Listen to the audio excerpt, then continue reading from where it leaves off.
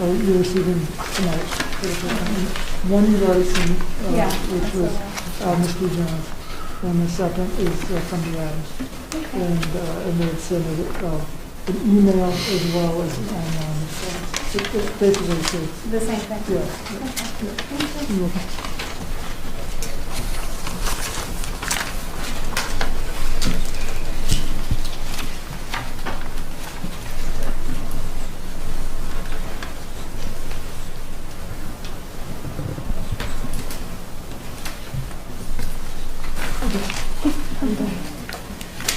Ready for Thanksgiving break? Yeah. It won't be good much. I took the whole week off this year. Oh, Yeah, okay. yeah.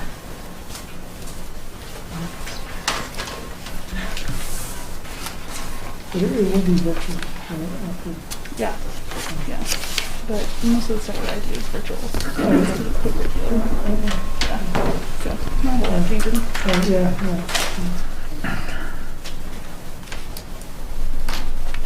Andrew, you good? Okay. I'd like to call the meeting to order, the November 16th Planning Commission meeting. And we'll start with the Pledge of Allegiance. Pledge of Allegiance To the flag of the United States of America, and to the republic for which it stands, one nation, under God, indivisible, with liberty and justice for all. Well, thank you everyone for coming out tonight. Appreciate it. It is getting a little cold out there and chilly, but I guess tis the season. So starting right now with point number 2, we'll ask for any public comments. Now, public comments will be, we'll make it very clear, a public comment not concerning the 2 public hearings that we have in front of us, which are point number 3 and point number 4 and point number 5. So, given that, is there anyone wishing to make a public comment tonight other than the topics of the public hearing?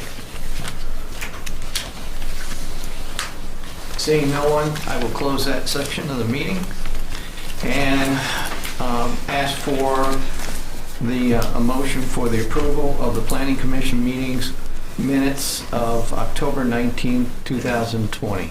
I'd like to make a change first, if we can. Okay.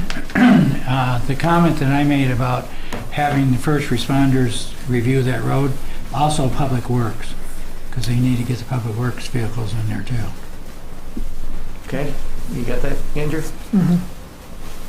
Any other changes? So do I have a motion to approve the minutes with the change? So noted. I make a motion to approve with said change. I second. All those in favor? Aye. All those against? Well, I abstain. So you can vote. I think we You did don't have to. aye. Either way, you don't have to though. Sure. Okay, that passes. Okay, closing section number 3. We'll move on to the public hearing, section number 4. Public hearing for rezoning request of Glazer and Associates, Inc. on behalf of RWW36 LLC applicant for approximately 4.3 acre property owned by Mary Maxwell Joel Trust, Mary Stewart, Janet Epperly, Bill Jewell, trustees, rezoning the property from R1A rural residential to R2 two-family residential with proffers in order to create 7 two-family dwelling lots for a total of 14 units, as well as a lot designated for storm water management. The property is designated as residential on the future land use map of the 2013 Christiansburg Comprehensive Plan. So at this time, I'll open up the public hearing, and if anyone wishes to make a comment, please approach the podium, state your name and your address, please. Thank you, Mr. Chair. Steve Simonis with Balzer and Associates, representing the applicant, RWW36. Is that okay, Bob? Sure. Thank you. Good evening. The property we're talking about tonight is somewhat familiar to the Planning Commission. We were here a few months ago on a property just south of this one that we're looking at tonight. The property we're looking at is the one outlined in black right here with the site labeled on it, approximately 4.3 acres. To orient everybody, Pepper Ferry Road down at the lower part of the page, Stafford Drive, Almeda Avenue, Walters Drive on the left, Slate Creek here on the left, the Karma Heights subdivision on the right. And again, I was speaking, we had a rezoning that was approved back a couple months ago for the Benny Avenue patio rooms. That's on this parcel right here. Again, you've got the Adams and Pepper's Ferry and Clifton Town Center for the future development here on Stafford Drive. So as Mr. Johnson pointed out, the application tonight is to go from an R1A to an R2. This will be a duplex development, a two-family dwelling development. As of right now, we have planned 7 duplexes on 14 total units. Would you mind jumping to the, actually, jump back one more if you don't mind. Apologize, Planning Commission. This is the existing conditions. So one thing to note is when Karma Heights, similar to what we talked about with Benny Avenue several months ago, when Karma Heights was subdivided in 1964, these parcels were put in as phase 2. These were to be saved for phase 2. The Benny Avenue, as you remember, had a right-of-way that extended just into the property and popped out on the Slate Creek development. This property as well, this 4.3 acres, was owned at the time by the same developers that developed Karma Heights in the 60s. So this 50-foot strip of land right here that comes out to Weddell Way was done purposely on that plat to allow for future development of this property in the future, as I said, future phase 2 of Karma Heights. Over the years, that property transferred hands, did not go into a future development of Karma Heights. And as that property was changing hands over the course of the years, this area was deeded out as, a 50-foot right-of-way to access back into this lot. There was a small subdivision. This lot originally was a full square. This piece was split out several years ago, and that's when this right-of-way was extended on back into the property to allow for future development of this land.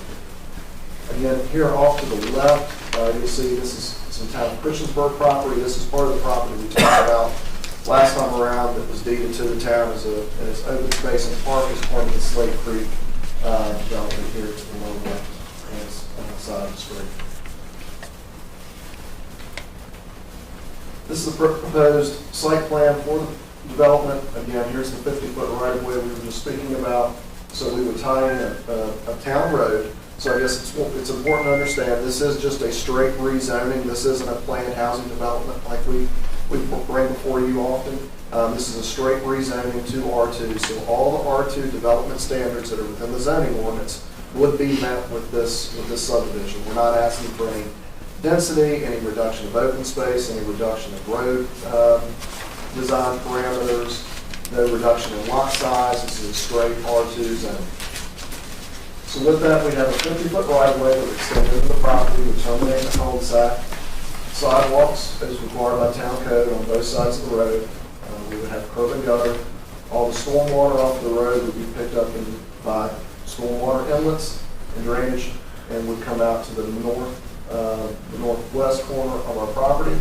On the last existing conditions, you'll be able to see on your printouts there, the drainage break on the property kind of comes down like this. So there is a little bit of property that drains down to this low point and back onto to the north side of the Benny Avenue. But most of the property drains naturally and breaks back to this northwest corner, which gets picked up in a ditch that comes down through the town property and ties out to meet the same drainage basin and drainage swale that comes off of the back of Slate Creek. It kind of terminates, one terminates into the other. They join and extend on out further to a pond that was put in with Slate Creek, and then extends across New River Village and then past Belmont Christian Church. So with the development, we do have a prototypical lot and footprint here. So you see, this would be a two-family dwelling, each would have its own driveway, each would have its own water meter and sewer laterals. So this would be one duplex, one overall lot, and then could be split down the middle for an individual unit. So the way that the town code allows is minimum square footages for duplex lots, or let's say both of them together. So if you have this building sitting on one lot, it would be 12,500 feet. The code allows you to split that in half, down to 6,250 for each side, to set a property line in between those, so both of those units could be for sale units. So as you see, we've got 14 total lots, so that would be 1, 2, 3, 4, 5, 6, 7 total building structures itself. One thing to note is density on this is very low. We're at 3.25 units per acre, and that's including all 14, so we're not taking just the 7, but all 14 units with this acreage we have on the property. We're only at a 3.25 units per acre. We do have a little over half an acre of open space that would be used for a stormwater management facility. What I was going to say, it's important to realize and look at the size of these lots in relation to those numbers I just gave you. Most of these lots, with the exception of number 9, that have cul-de-sac dips here, are well over those required minimums. So we wanted to be sure that we have plenty of room for grading, plenty of room for backyards for these units. And you can see, 9,000 square feet, 8,000 square feet. This one drops down into the 6,800, I believe that is, as you wrap around. So you can see we're 50% higher than the minimums on most of these lots. Are they two-story houses, or? These could be 1-story, 2-story, or 1 or 2 over a basement. The way the grading works, these would allow, several of these lots would allow for a basement opportunity. Water and sewer, there's water in Weddell Way, so that water line would be extended out, will terminate likely a fire hydrant here. Sewer, we have sanitary sewer in 2 locations. There's a sewer line that runs down through the Vinnie Avenue property that we would tie onto for these units for lots 1 through 10. There's also an existing sewer line that runs on the north side of the property and ties off-site. We would use that sewer line there and extend laterals off for lots 11 through 14. Couple of questions, Randy. Andrew, can you tell me those lines, how old they may be? Do you happen to know the age of the current lines that are already there?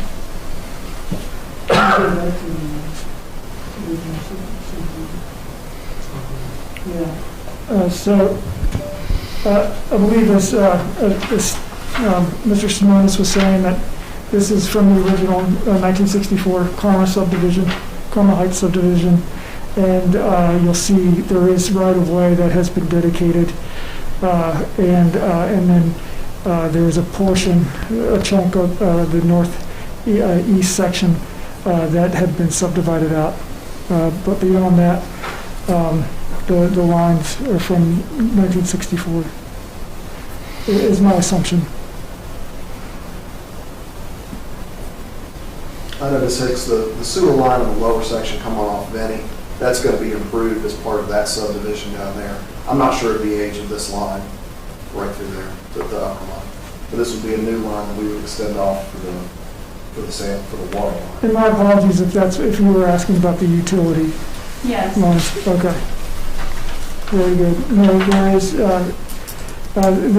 a water line that is scheduled to be replaced on Alameda currently, and that's been that was actually part of the budget amendment to reinstate that capital project. So this is the one that is going to be replaced within the next year? Yes. And where is that one going to be in relation with this map? Is it going to be on the other side of It would be up here. out here? So we wouldn't be connecting onto that line directly.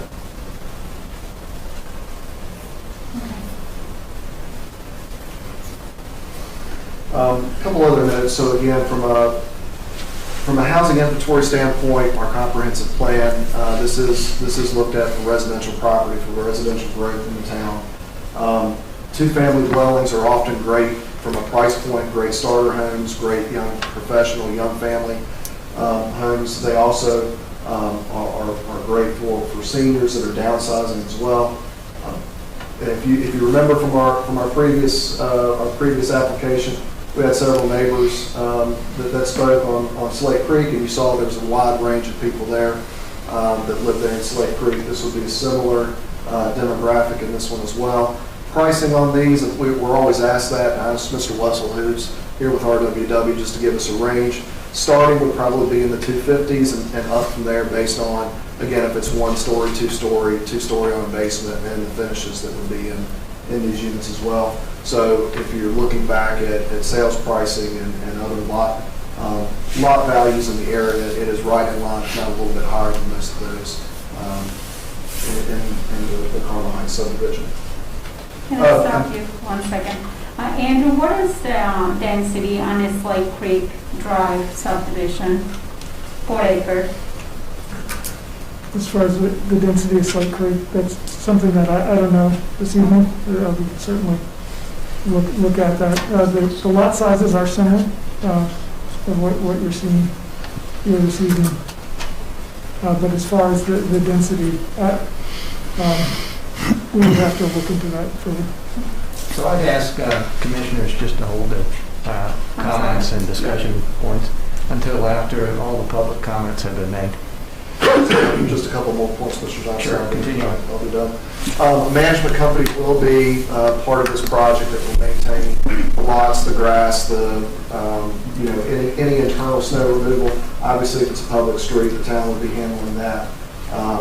No dumpsters proposed for the site. Everybody would have their own trash can recycling containers there in-house. And again, the last piece that I really wanted to touch on is there was a lot of discussion in previous applications about stormwater up along the back of Slate Creek. So I brought that up a little bit earlier in my presentation, but we thought this was a good idea up at the upper left-hand corner of the site. Again, most of this property drains this direction. So getting this property here with the stormwater management area gets it further away from the concerns that folks at Slate Creek had, especially as it kind of turned the corner here in that existing drainage swale. And these lots, the way the grade works, the lots up above us here are all not jump back up in grade. So you do have a natural drainage way down this low point already. I will answer any questions, or I will take a seat, Mr. Johnson, wherever you prefer. If you don't mind sticking around, I'm sure we'll have some questions. Thank you. Thank you. Anyone else wishing to speak? State your name and your address, please. I'm Don Connor, 250 Slate Creek, and I don't want to be thought of as the old man against everything the Planning Commission brings up. But this is the third time I've spoken in front of you. I don't have a problem with this development per se. I think what planning needs to do is pump the brakes a little bit, and let's look at what we've already approved. Right now, in approval that we've had, Magnolia Point, we have 163 units that have been approved. That's a combination of apartments and townhomes. They have not even come out of the ground yet. Then you go over to the Rice's development. He has another 17 that he wants to put in. You put on top of that the 168 units in the Adams, the more than 100 units in Clifton Farms, not counting any of the units in New River Village, the villas on Pepper's Ferry. I didn't even count them because they've been there, they're existing. This is all new stuff. We're looking at probably close to over 500 units that are under construction or have been approved by the Planning Commission in that 4-block area, basically. Now, it's a big block area. It's not 4 city blocks, but we're talking about one consistent area. Now, on all the other times we've talked, they talk about continuation of city streets and through streets. Is that a through street? Doesn't meet the existence of what the Planning Commission wanted as far as through streets. I think we need to lift our foot off the gas a little bit. let's get some of this stuff built. I walked this property, you look at it like this, it looks really nice, but the right-hand side of the street as you go out drops off really steep, and they would definitely be houses with basements in them, because the drop-off is unbelievable. I'm not concerned about the water drainage on this, because I walked that creek, and he's right. It's a natural creek that goes not behind my house, but behind the city property. But it does tie into the property, the creek that goes behind my house. And this last week, I had about 1.5 or 2 foot of rainwater after that hard rain in the creek behind my house, to the point that the city sanitary sewer was flooded. And I brought it to the city engineering, they're going to go out and put a waterproof manhole cover so that the rainwater that comes down that creek doesn't run into the sanitary sewer. Like I say, I'm not totally against development, but I think that the city of Christiansburg needs to look at what you kind of promised the citizens of Christiansburg, in that when I moved there 12 years ago, I love my little neighborhood, and in fact, it was dead end. But now, you look at all the construction going on, if all these would happen to go under construction at the same time, you would have Magnolia Point, 163 units under construction, not counting the commercial buildings that are going to be built there. You've got the Clifton Homes behind the Adams. The Adams is almost built out. They have no vacancies, but the Clifton Homes back in there is still running wide open. Then you'll have Rice's development, and then you'd have Roger Woody's development all at one time. Conceivably, you're talking about a total of 430 units. You take that, 2 cars per unit, you take the villas on Pepper's Ferry, all those units, I don't have the number of them, 2 cars per unit, and put them coming out to one light on the Pepper's Ferry to cross the railroad tracks. You're going to end up with a heck of a traffic situation. Thank you. Thank you, sir. Thank you, sir. Anyone else wishing to speak?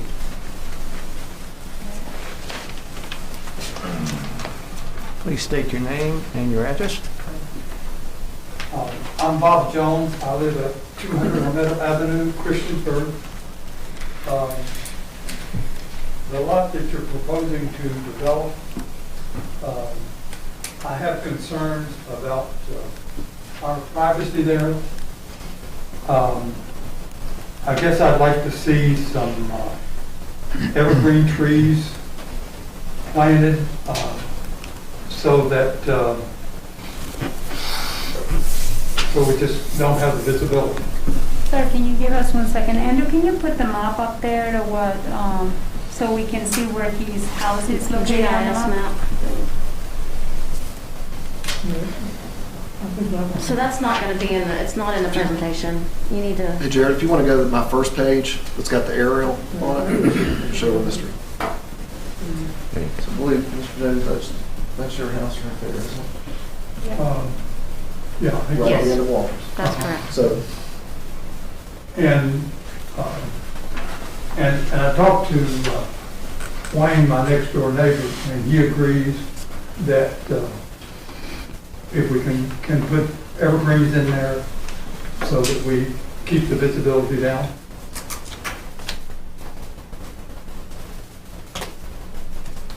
Anything else? No, Melissa? No. Okay, Thank you very much, Thank sir. you. all right.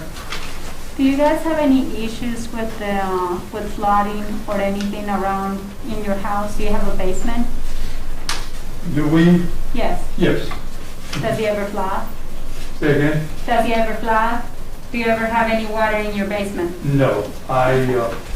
We keep a dehumidifier going all the time, and, but we've never had water in the basement. Okay. They Thank you, have, they sir. have a natural downhill slope from the front. Yeah. So they shouldn't have. And the water runs right into the little creek or whatever's there. And I have never seen it come up over the sewer manhole. Very good. Thank you, sir. Thank you. Anyone else?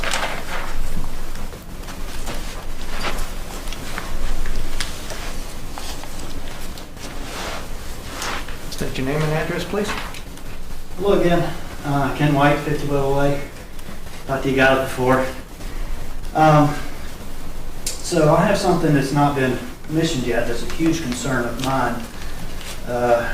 We did mention last time about behind our property there, at 50, what was right on the edge of the Vinnie Avenue that was developed, and now we're on the edge of the new one here. The natural beauty and all these things, and we knew when we bought it for our retirement that it was going to be developed. My problem is it being an R2, more dense than what I would think, and I don't know why it can't be an R1.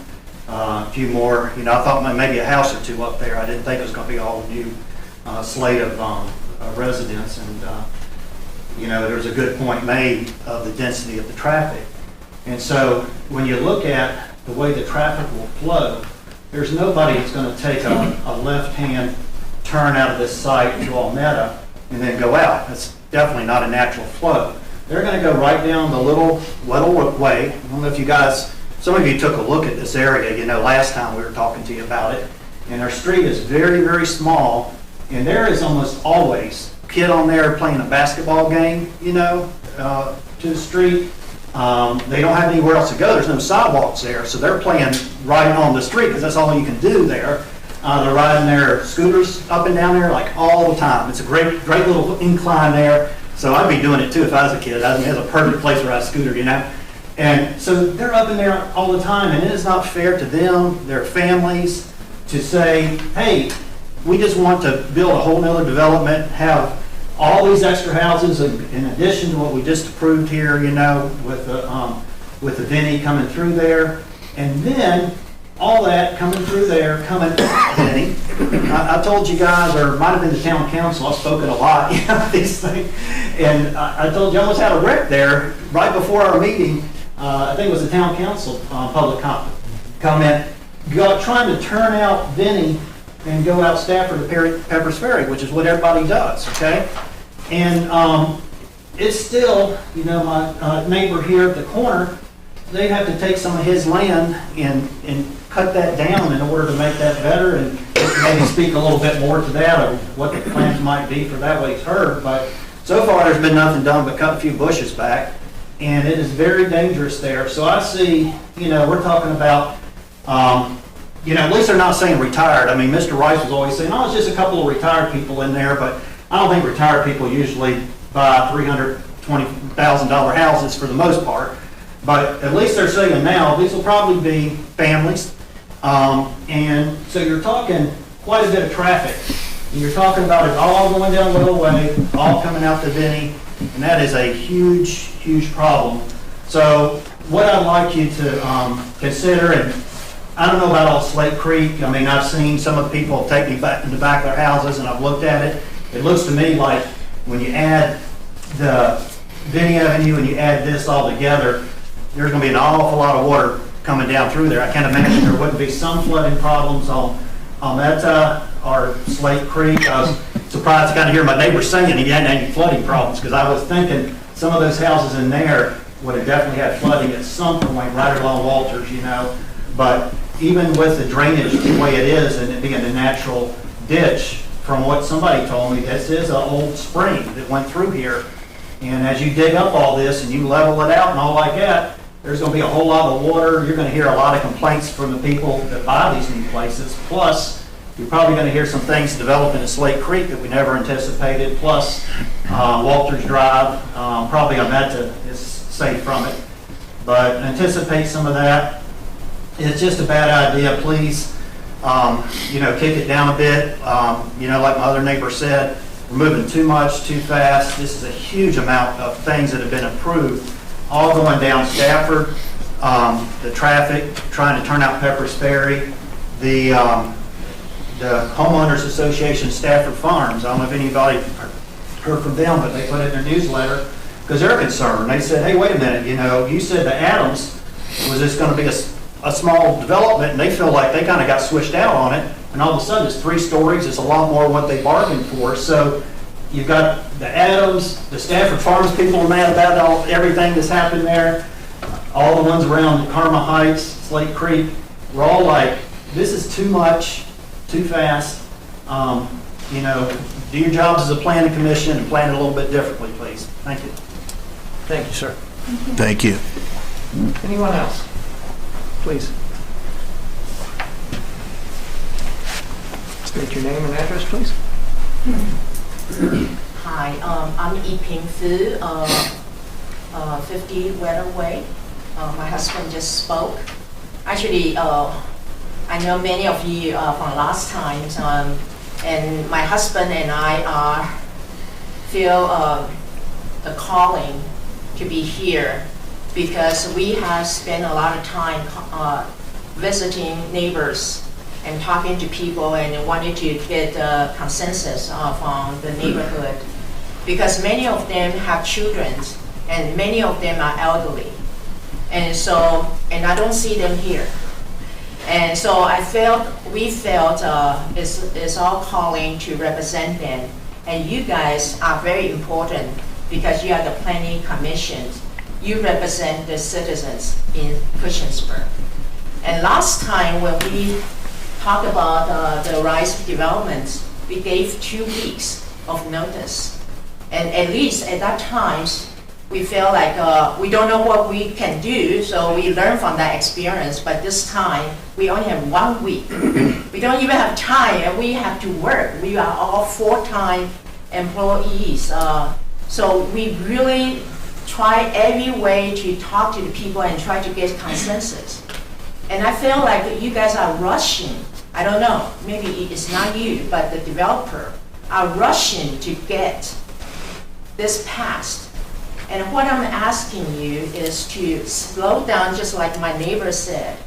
Think about it and look at it from the entire planning. Because last time I not just came here to speak, I also speak up at the town council, and I got shamed. I got embarrassed, and I felt like I'm being mocked and saying I spoke too much. And let me tell you, if we don't stop here, they are not going to stop in the town council. Immediately that turn around, whatever we decide here, they turn around. So I'm asking you, please, support the citizens who are not here. We spoke so many people around there because we only have 1 week to speak everybody. And on the weekends, we just go door to door to speak. And they are not here. They are not telling us. They told us, please look out for those citizens who are not able to come. You guys represent us, and you should work for the city, the citizen in the Christiansburg. And developer, they have another agenda. But please, I'm just begging you to listen, because from last experience, I got so embarrassed and shamed. I didn't want to speak up today. But my husband said, we are the Americans.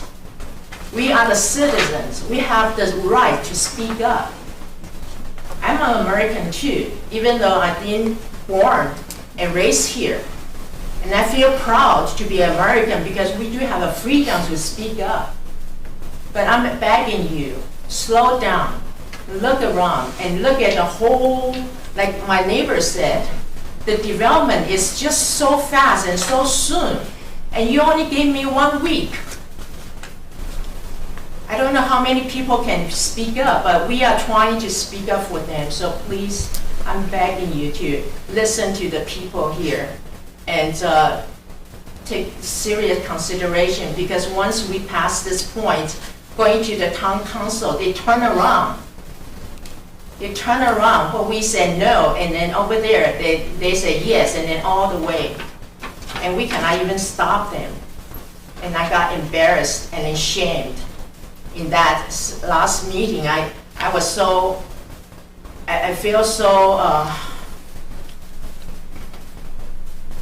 anyway, my husband is my rock, and he encouraged me and said, don't forget, we do have the right to speak up, and I'm just asking you to do that. Thank you.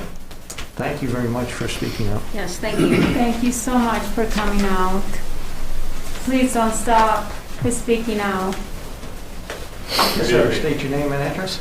David Osterbauer, Dr. Osterbauer, 100 Stafford Drive. And evidently, when you talked to the council last time, much things happened because I had several trucks come to my property to knock those bushes down.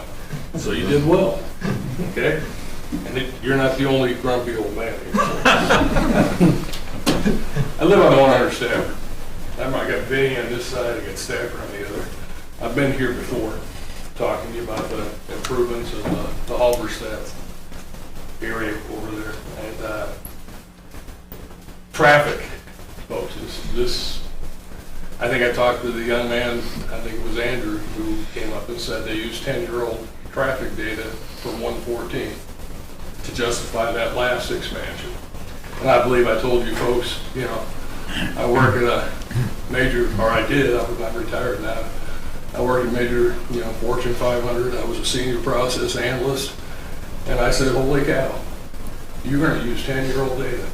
And I remember reminding you guys of what my boss would do if I approved someone working on my equipment with 10-year-old data. I said, we'd fire you. I don't mean that. I'm sure you guys got a good job and you're doing a good job, but you better pump the brakes.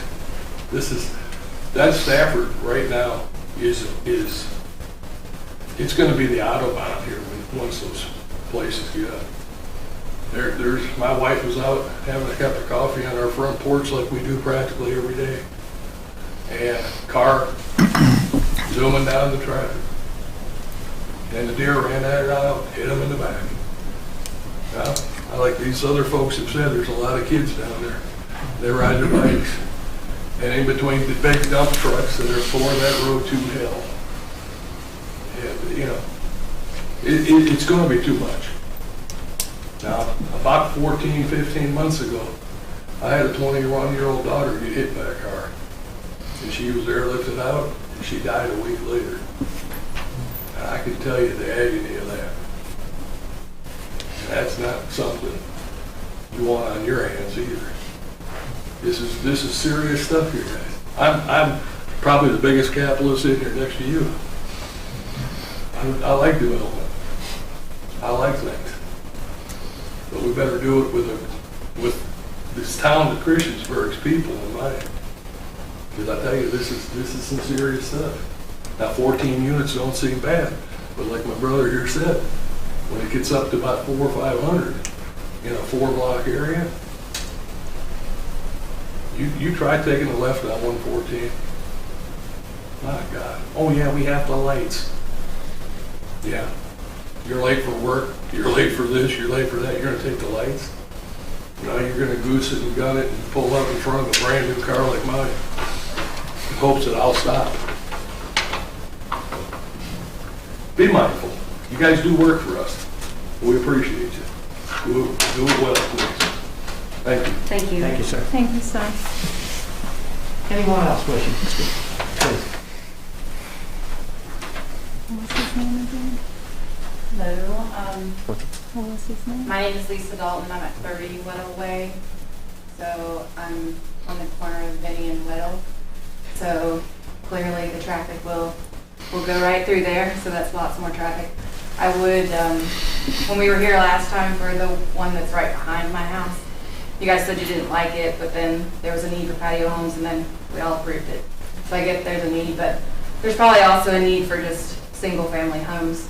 They would sell like hotcakes too, so I don't know, just keep that in mind, I guess, and it would be nice for it to just go to R1 and not R2. So that's what I would like to say. Thank you very much. Thank you. Anyone else wishing?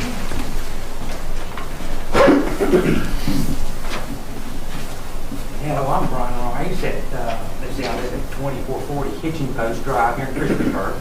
And I own the property to the south of the reference property that we're talking about. And we are planning to develop that. And I'd just like to speak in favor of the development. As a competitor, you know, they would be competing with me, but I think competition is good and it will give more options to people. They're building building a little bit different product than what we're building. We're building individual detached homes, and they're building two-family dwellings that would be similar to Slate Creek. And so I think it would be a good transition from our development, you know, in the community. And as a realtor, I just would say that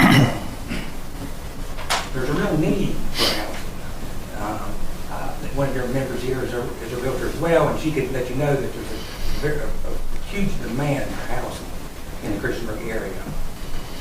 And so while it might seem like there's been a lot approved, there's a lag between when we get them approved here and they get built.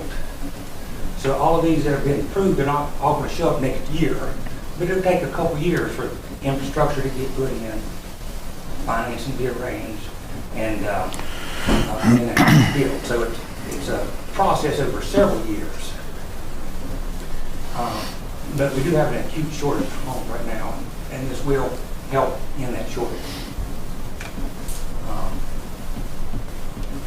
And then one young lady said that it's happening too fast, but I know the Jewell family is selling this property, and I know that they actually signed this contract in February of this year.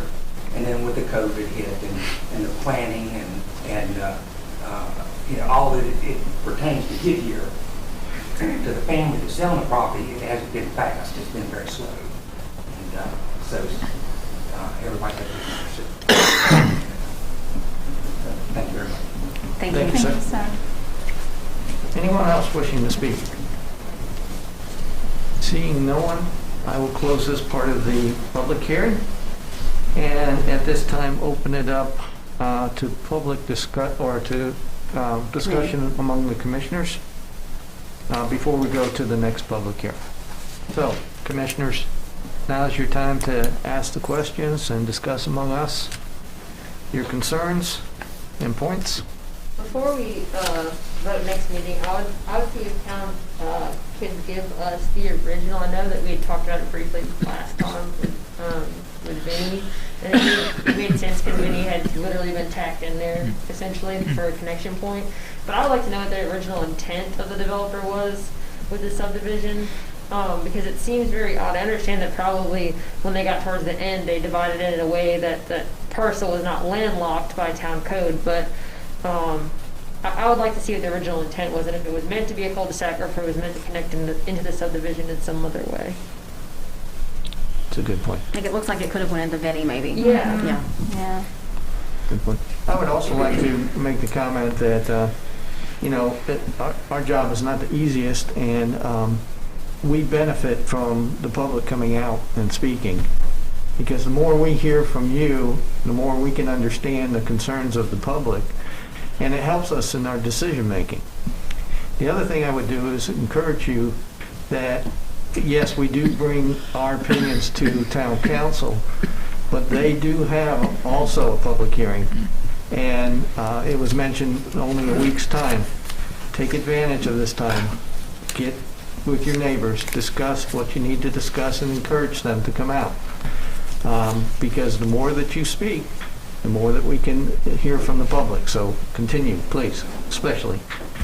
Thank you. When they have children and they are elderly, they won't be able to talk, and that's the problem. So I just hope you guys will take it seriously, because I know many people wanted to talk, but they couldn't. They are welcome to submit comments electronically. We all have an email address on the website. We did get some of those tonight, but if people are concerned about coming out in person, we do read every comment that comes to us electronically. Yeah, please ask them to write letters. Yeah, we got some tonight.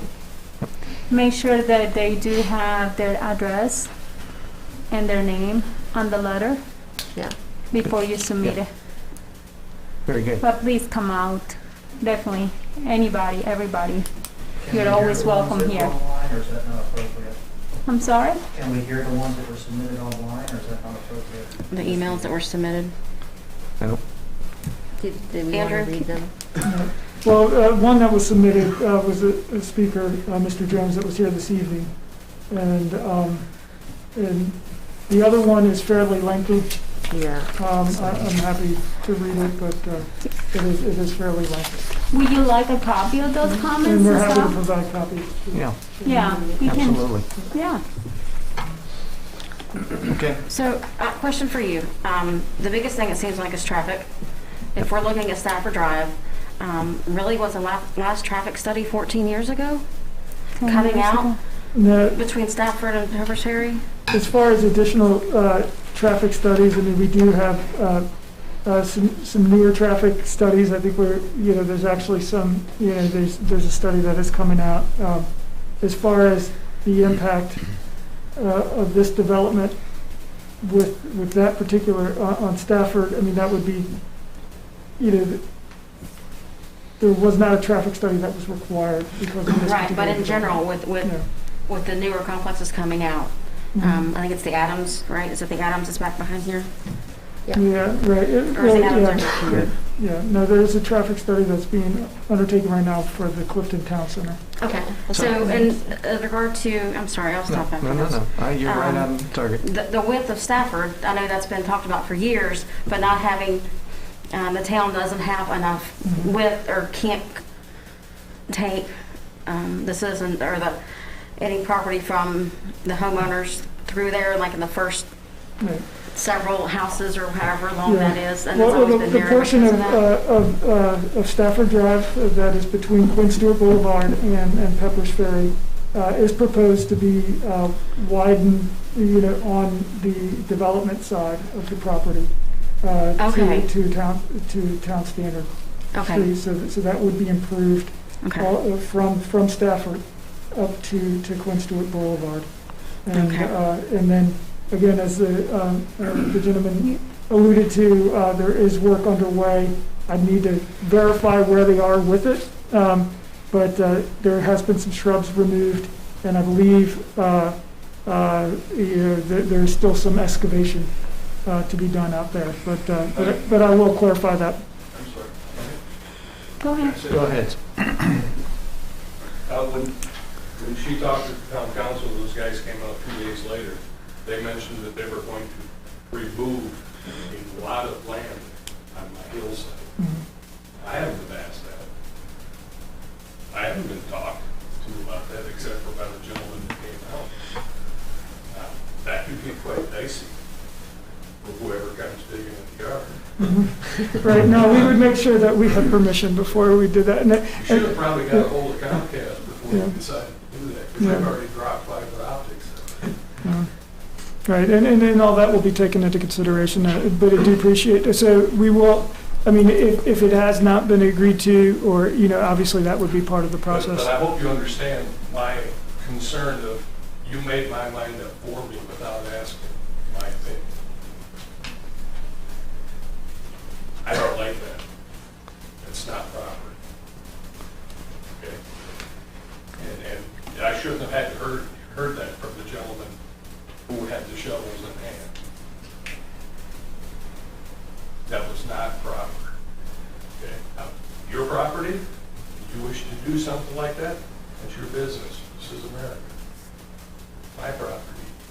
I had other people come onto my property representing the town that I live in, that I pay taxes in, that I have worked in for 33 years.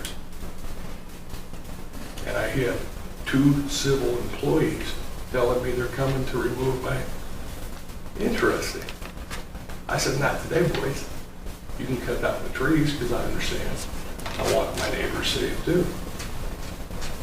But on the other, you might want to talk to me beforehand. We would Because you absolutely probably do that. won't like Thank the you. response. Yep. So, and I feel like that's probably something someone left out. There was a chain of command that someone failed to do their job. Oh, I'm sure. I can't imagine that was the town's normal way they do the work. I sure don't. I can't imagine that's the case.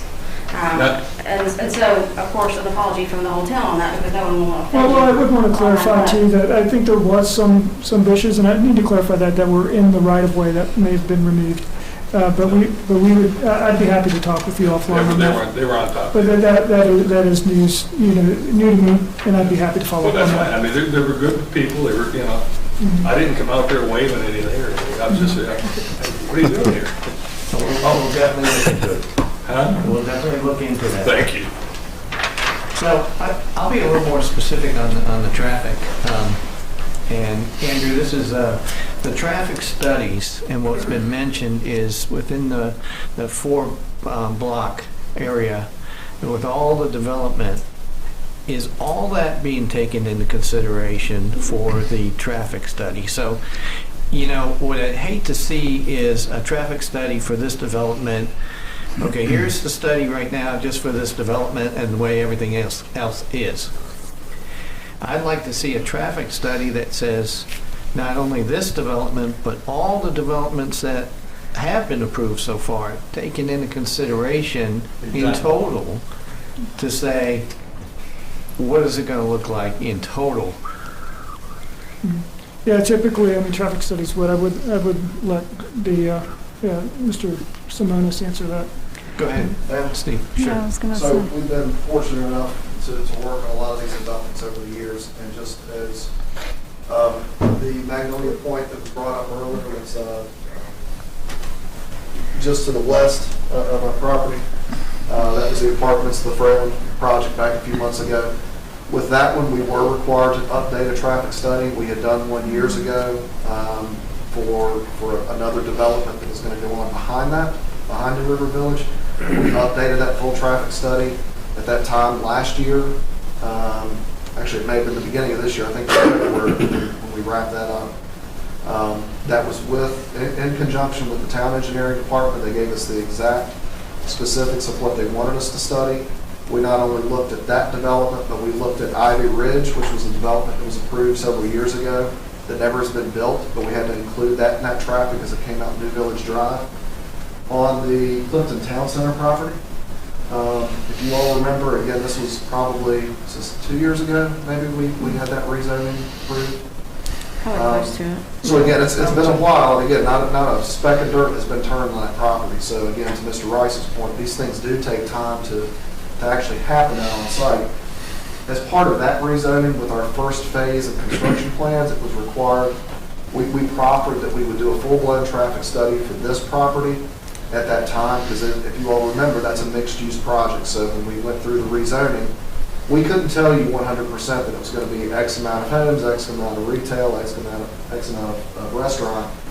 So we're working through that traffic study with the traffic engineering group right now that has actually done work on Pepper's Ferry over the years. So they're looking at that. They're going to take into account every property that has been set for development, approved in a rezoning. So anything that could possibly impact turning movements, the signal down here, anything in this stretch of road, Stafford as well. So engineering department has asked us to look at every single access point that we have shown on Clifton Town Center. So that includes one on Stafford that came right across from Vinny and turned right in here. So we're going to be looking at all that traffic now. We don't have these 14 units included in that study right now because those aren't approved.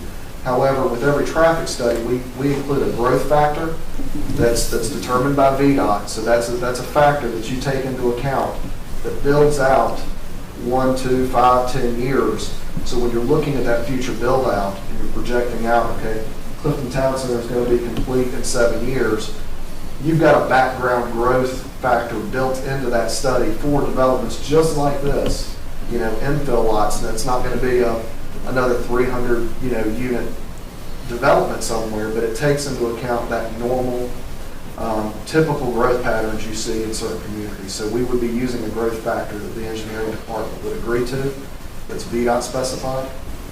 So, long story short, the traffic study that's going on right now would account for all the development that's up and down Pepper's Ferry right now. We've just got new counts on the road, so we're doing everything above board and on par with what staff and VDOT would want to see on this.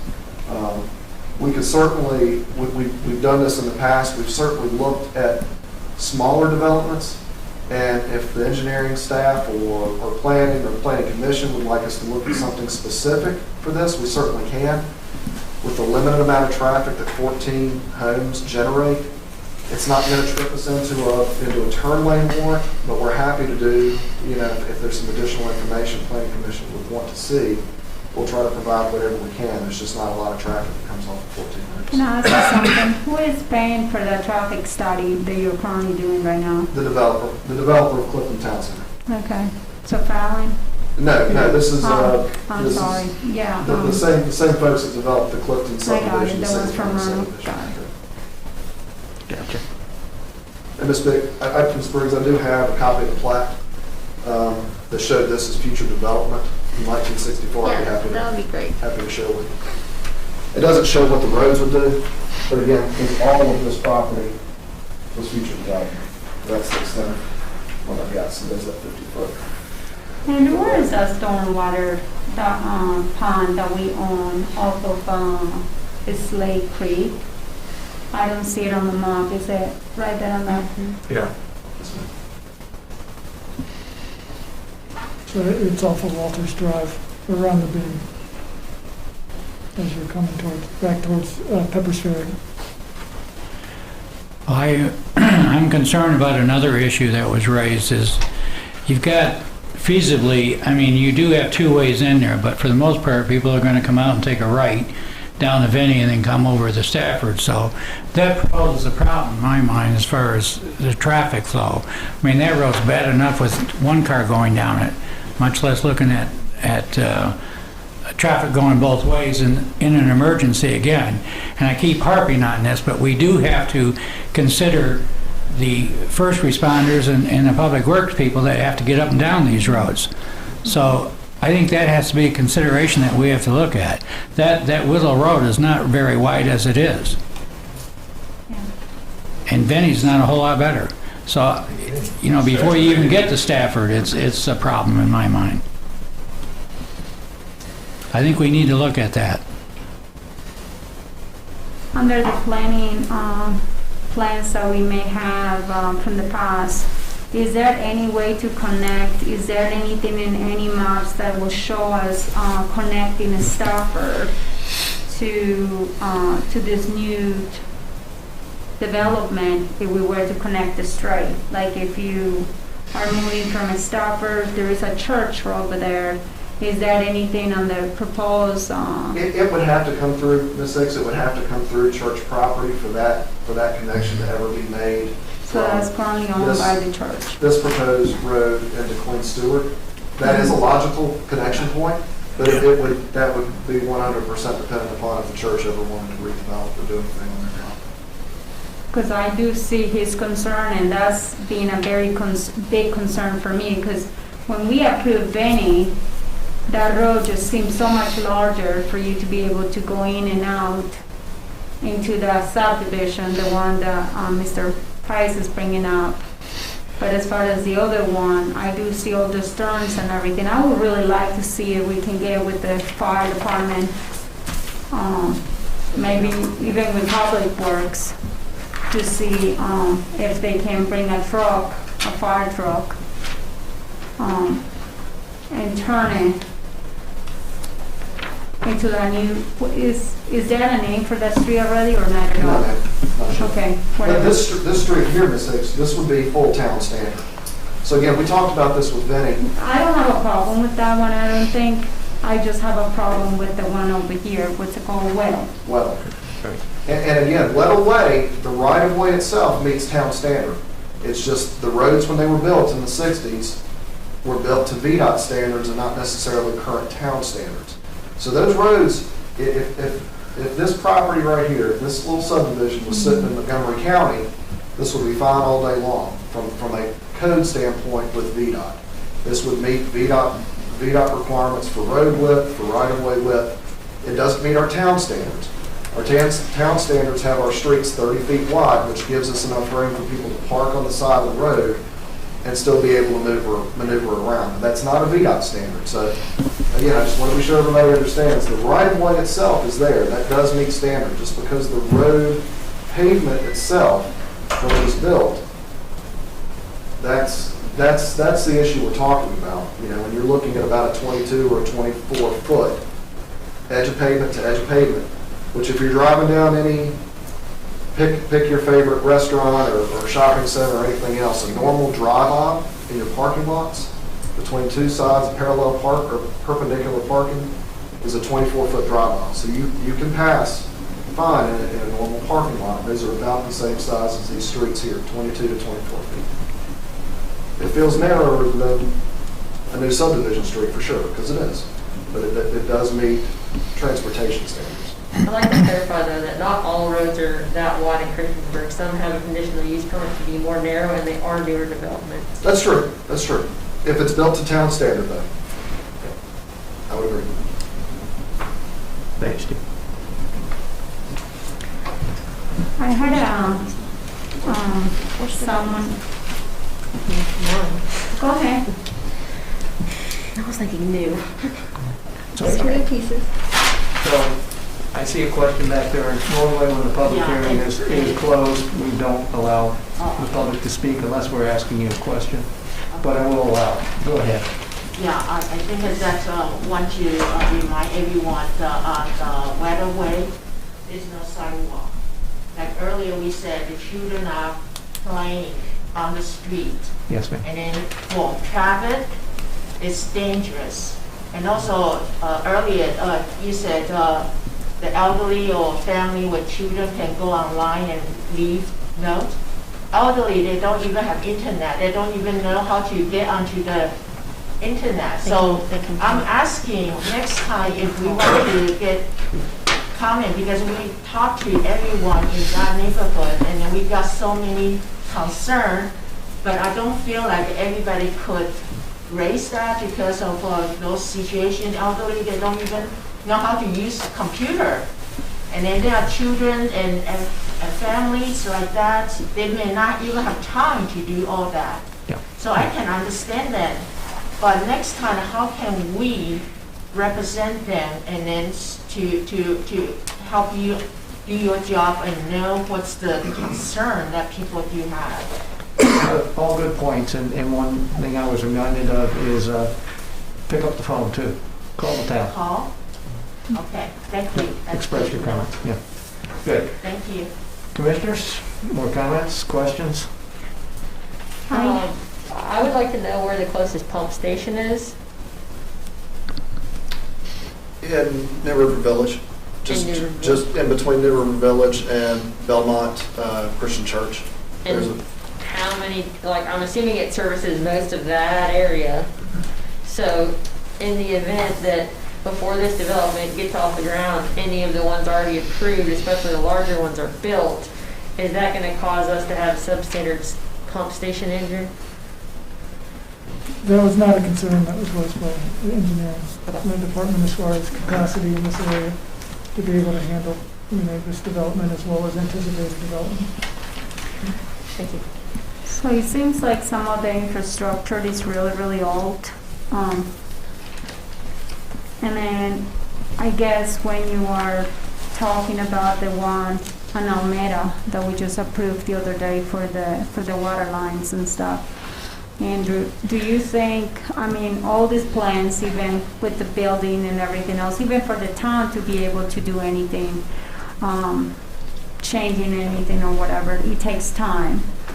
How much time do you think is the town going to take before those lines are brand new? I'm not sure if the lines do need to be brand new, but because our engineering department did look at it as far as, is there capacity there, and they believe there is capacity, whether some lines would need to be replaced over time. But that would have been a comment if there was, a particular, line that didn't need to be replaced, a sewer line.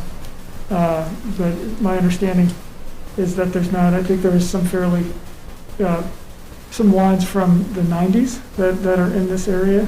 A question came up by an adjacent neighbor earlier today, and that's one thing we looked into, and there was, there is sewer. Not everybody is on public sewer out here, but there is sewer available for most residences. Not all, I don't believe, but for most. But this would be all public sewer and would drain to our existing system. All right, so I was talking to one of the neighbors, I guess her name was Ann Hill. I don't really know where she lives, but she happens to live somewhere close by. She said she lived, I think it was 295 Slate Creek Drive. Yeah.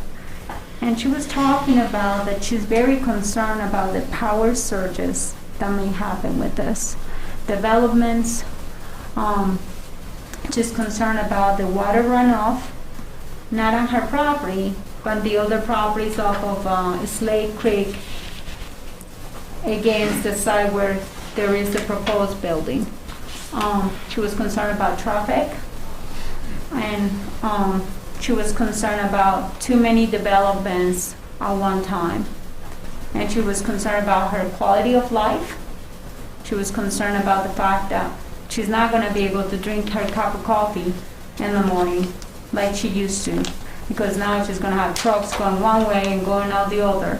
Noises, just like they were talking about also about kids. There's a lot of kids on these houses around, and they're concerned about the noises with that, the kids not being able to go to sleep and everything else, so interrupting their daily lives. I had another question too. My brain isn't working. Hold on. Nope, it's gone.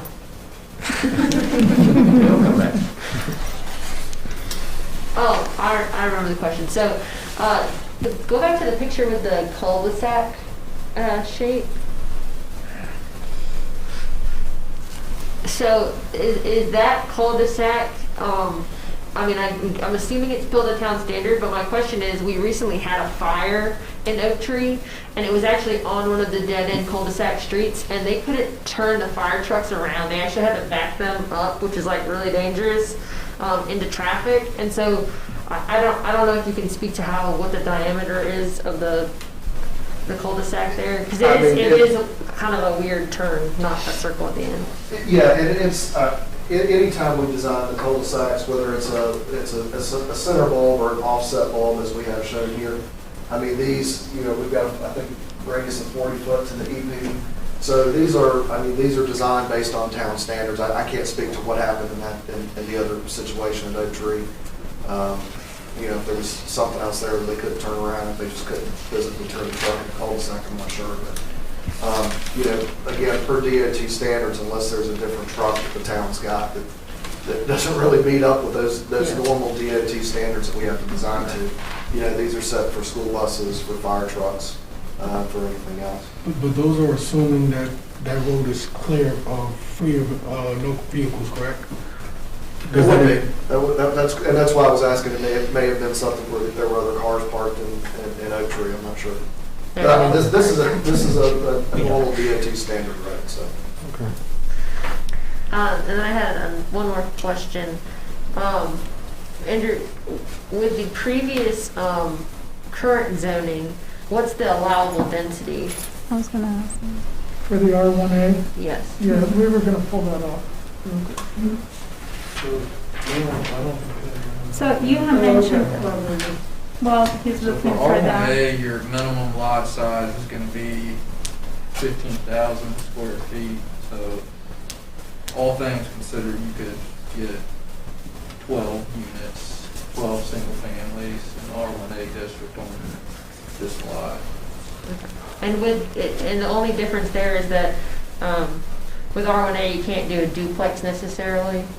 Right, so R1A would just be single family detached with the residential use. It would be about the design as well. I mean, because it would need each lot would need public street frontage, and then they would potentially stormwater could be taken care of on its own lot, but that would need to be accommodated for as well. So that would be it would be a matter of laying it out, in the R1A, to see exactly how it would fit. But as far as that math would go, that's what it would translate for the number of units. Currently with these plans, what is the setback as far as the feet from home to home? So you've got a 30-foot setback along the front yard, so you have to be 30 feet back from your right-of-way line. Yeah, but the You side. have 10 feet on each side yard, so the minimum you would have would be 20 feet between a unit here and, a unit on lot 2 and a unit on lot 3. You've got a 25-foot rear yard setback.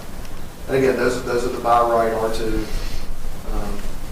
setbacks. Those are the same side yard setbacks as you can have in an R1 subdivision as well, I believe. 10 Does that include your deck, there's no decking or anything proposed in the image, or there be decks off the back or a patio of some kind? There would probably be something off of the back, yes, ma'am. So Andrew, if I clarify, you said R1, so max will be 12 homes, but they cannot be attached. Now, if we were to have the R2, that's where they need the rezoning. Right. What is So the the less three amount of homes that you can be able to build without, do you think that scaling the number down of homes so you can have more space between homes, do you think that that's something you guys can look into maybe? Honestly, Ms. Hicks, I'm not sure why we would need to. I mean, the density we're at is well under the allowable R1 density of 4 units per acre. We're at 3.25 units per acre. And the setbacks, I understand we had the same conversation on Vinny. Could we knock out a unit or two and get some more space in between? But again, these setbacks, if this was already zoned R2, these are the setbacks we would use, and this would be what would be allowable, by right within a duplex zoning project. So I don't feel we're cramming these in because these lot sizes are so large with the depth of the lots. We're meeting the 50-foot minimum requirements on our frontage. We're meeting setbacks. We're well over the acreage for each of the lots. We had actually done a couple layouts for our clients that bumped the units up a little bit, and we talked about, do we get 2 more lots in, up in this area, and take stormwater off the back.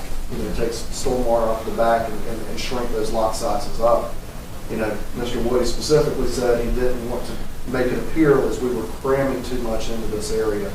That we wanted to keep the density, again, as I said, well below what that minimum, or what that maximum density would be in an R1 zone property. Well, right now it's R1, so it's not R2, so in reality. Well, it's Yeah. right now it's R1A. Correct, right. Yeah, did want to make sure that was clear. It's So not there's straight R1A. R1. Right, Yeah, so R1A. requires the home 15,000 development. square feet. The R1 would require 10,000 square foot lot, and it is at about the 4 units per acre. And then they're proposing the R2. So this will be like 3 and something homes per acre, right? It's not necessarily I 4 think it was homes per about 3.25. Yeah. 3.25. Yeah, And it's the very one we good. just approved was like 4 per acre, wasn't it? Or It was under 4. It was about Yeah, 3 something. 3.7 something. Yeah. Yeah, I think it was 3.7. What's the benefit to the developer for the duplex concept? I mean, you do have lots that are large enough to come back with a conditional use permit and do patio homes and make it more similar to other properties around that are already being developed or are there. Honestly, and I'm glad you brought that up, Ms. Briggs, because I wanted to address that. People have spoken about all the development that's happening. Every development that you look here has got a different product type. Now, it's a different product type, it's a different price point, and I believe it was you, Ms. Briggs, that said you were tired of approving patio homes at our last public hearing here for bidding. So when we looked at it with Jim and with Roger, we did talk about doing some of the smaller homes that you could get on there. 2-family dwellings are, we talk about this in a lot of the other projects in Plattsburgh and in Montgomery County. People just don't build 2-family dwellings a lot. But it's a use and it's a product that is in high demand if you can find the right place to put it. And, on all the ones we've looked at, the Franklin, the Magnolia Point, Vinny's, a single story patio home. We've got mixed use development over here at Clifton Town Center. We've got the standalone apartments. We've got single family back behind Clifton. We don't have a 2-family dwelling development here except for Slate Creek, which has done nothing except for show how successful it is.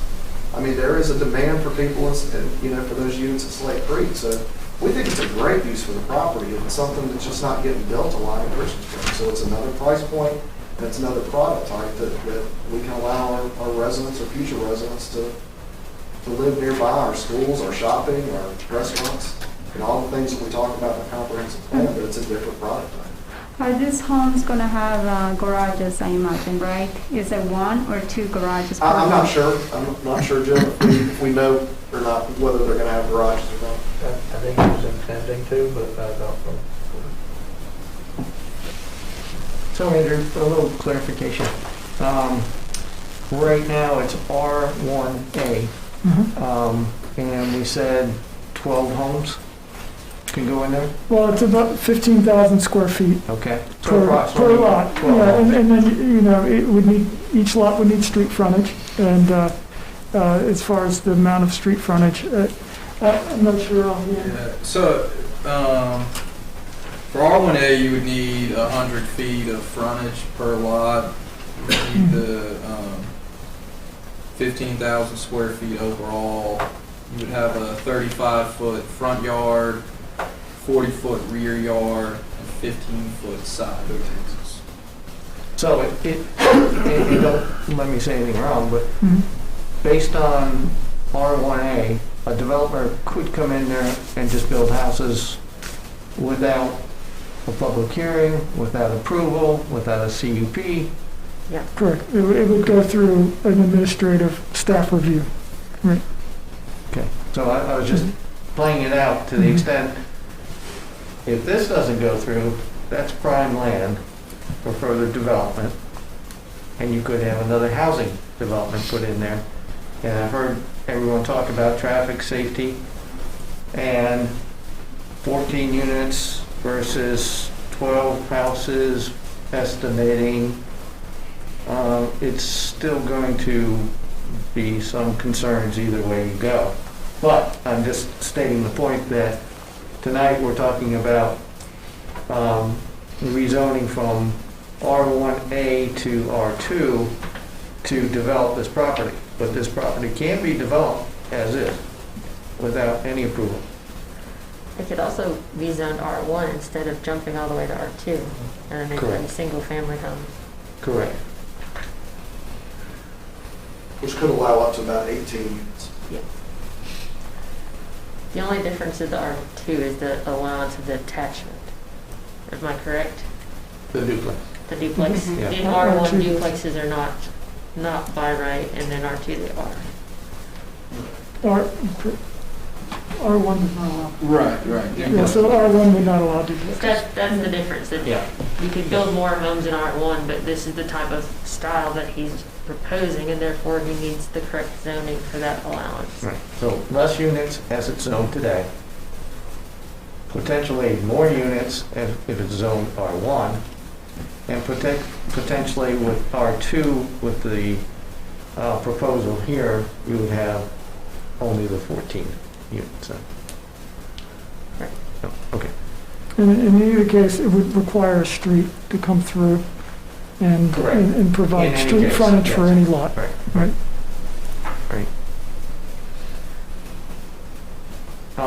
Steve, I do have one more question for you. The study that is being done now, what is the estimated time that may be completed? We're working, well, Randy Kemp is working on it right now. Completed some,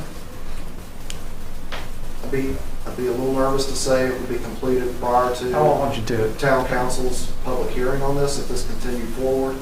They're working hard on it. We're trying to get the first set of construction plans submitted on that first phase with Clifton Town Center as quick as we can get them done. So we're being pushed on our side. So I would like to think those would come in before the end of the year, but I can't say that for sure. Yeah. But it's being worked on as we speak. Okay, good, thank you. Andrew, any plans for Wendell Avenue in the town to do anything there, or? No, not as far as Not now. as a local street. We have had traffic concerns come up in the area, mainly on Stafford. And our Right. street committee at the council level has been looking at that. They've recently striped a few of the more problematic curves. That was actually supposed to happen last week. I believe it happened. I would need to confirm that though.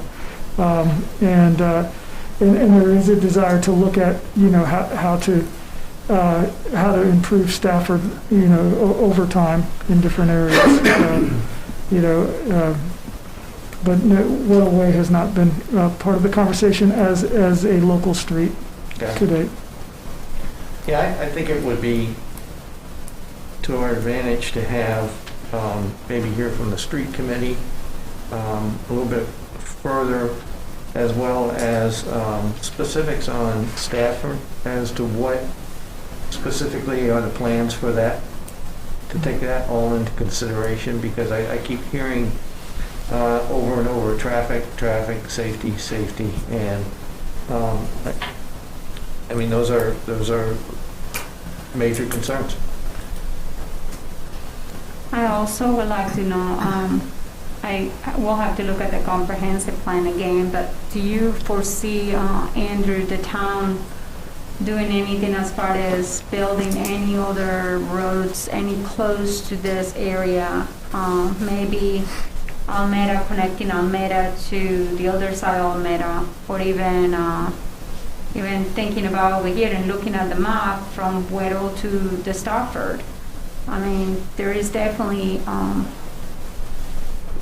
we want to have connectivity everywhere. I think it's very important to possibility of looking into see how we can open up some of these streets so it can give more room for these new subdivisions for the people to live without causing so much traffic everywhere.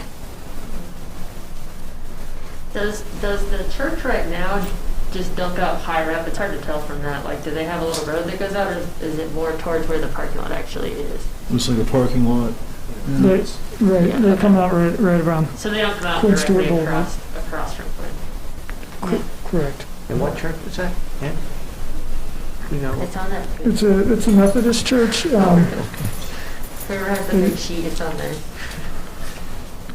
What is the new proposed Right park on, with relations to this Are map? they the ones So, that have the it is across from the intersection at Quinn Stewart Boulevard and Peppers Ferry Road. So it's to the right. Is that, with all the activities that's gonna be going on in that park in the future, is that also being considered in the traffic study? For the park? Yes. Yes, I believe so. Okay. Yeah, that's a good point, because I think it's important for us to, as it was brought up tonight, to look at this as an overall too, with all the development, to make sure that we have a proper study that takes everything into consideration, and not find out 7 years from now, oh, well, we didn't consider this or this or this, and now we have a real problem. As somebody that drives it every day to work now, I feel people's pain when you hit one of those lights. You hit every light all the way to Franklin. So I'm with you on that. We want to make sure that once this is all finished, we straighten the lights back out and make sure they all work together, because I think that's one pain of mine. Yes. That's also a really good comment for the streets committee. Yeah. As part of. I know they're waiting for, are they putting it anywhere? They're waiting for the traffic study to decide if they need a light?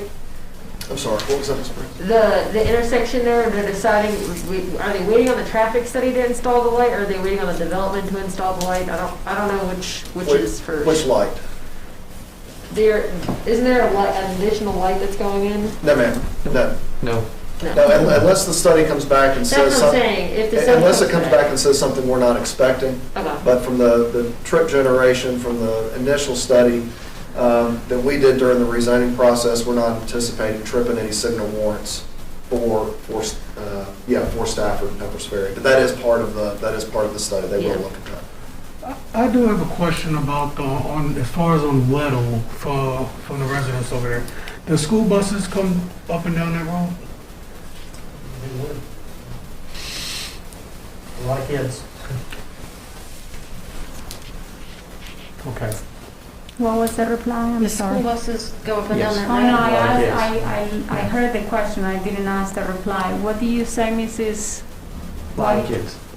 A lot of kids, yeah, they Oh, a definitely lot of have kids. quite a few pickups there. yeah. So we can also look at the county site and look at their bus schedule to see if that actually, if the bus stops there or not. if it That'd be goes to good. Whittle. That'd be good too. Yeah. I think we got some homework to do, right? Well, we don't, Andrew does. Yeah, Andrew, right. Sorry, Andrew. So while we have people here, any further questions? Because it seems to be at a point where we would like to have a little more information, unless I'm reading you all wrong. I think I want to hear more about the water, sewer. I want to hear more about traffic studies. I want to hear more about possibility of, I completely agree, take this to the street committee and ask them, what their input on this is. Exactly. I think there is also the concerns about, how many of these subdivisions are going to be taking place at the same time. I think I hear the people's concerns here, too much going in one time, and what is that going to do to their lives right now? Because, I do see, I put myself in their shoes, and I wouldn't want to be in their shoes. I live in a very quiet place, close to a cemetery, where nobody builds anything big, so I want to make sure that, I know we cannot make it perfect. And I know your lifestyle will never be the same, but how can we make it better and work with you guys and come out with a win-win situation for everybody? Exactly. I think that's key points. And it's truly known that Christiansburg needs more housing, no doubt. And I'm sure that this development would be very nice, and duplex is a great idea. There's a lot of positives, but I think we need to make sure that we have all the data, all the facts before we move forward. So I think at this point in time, Chair, yes, Johnson, I would like to just make a couple points of clarification. yes, As far as the water and sewer, if there is additional information, we can provide that. I do believe, that, from the information, that we gathered from the engineering department, that they do believe that this size development could be adequately watered and sewered with our current system. But we will, double check that with our engineering department, but that was Well, under definitely impression this morning. Mostly since we're putting a new line, and I want to see how close it's getting to this.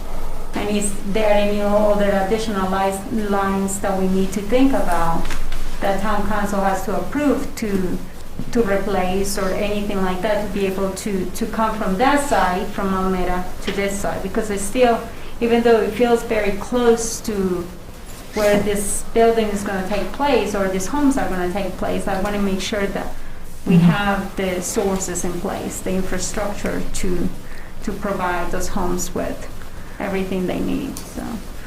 Okay. I'm not sure if Mr. Simonis can provide any information on the water system and how, where it connects and the size of the pipes Well, that it I connects think to. that's, It was in the staff report, but I didn't know if he could, yeah.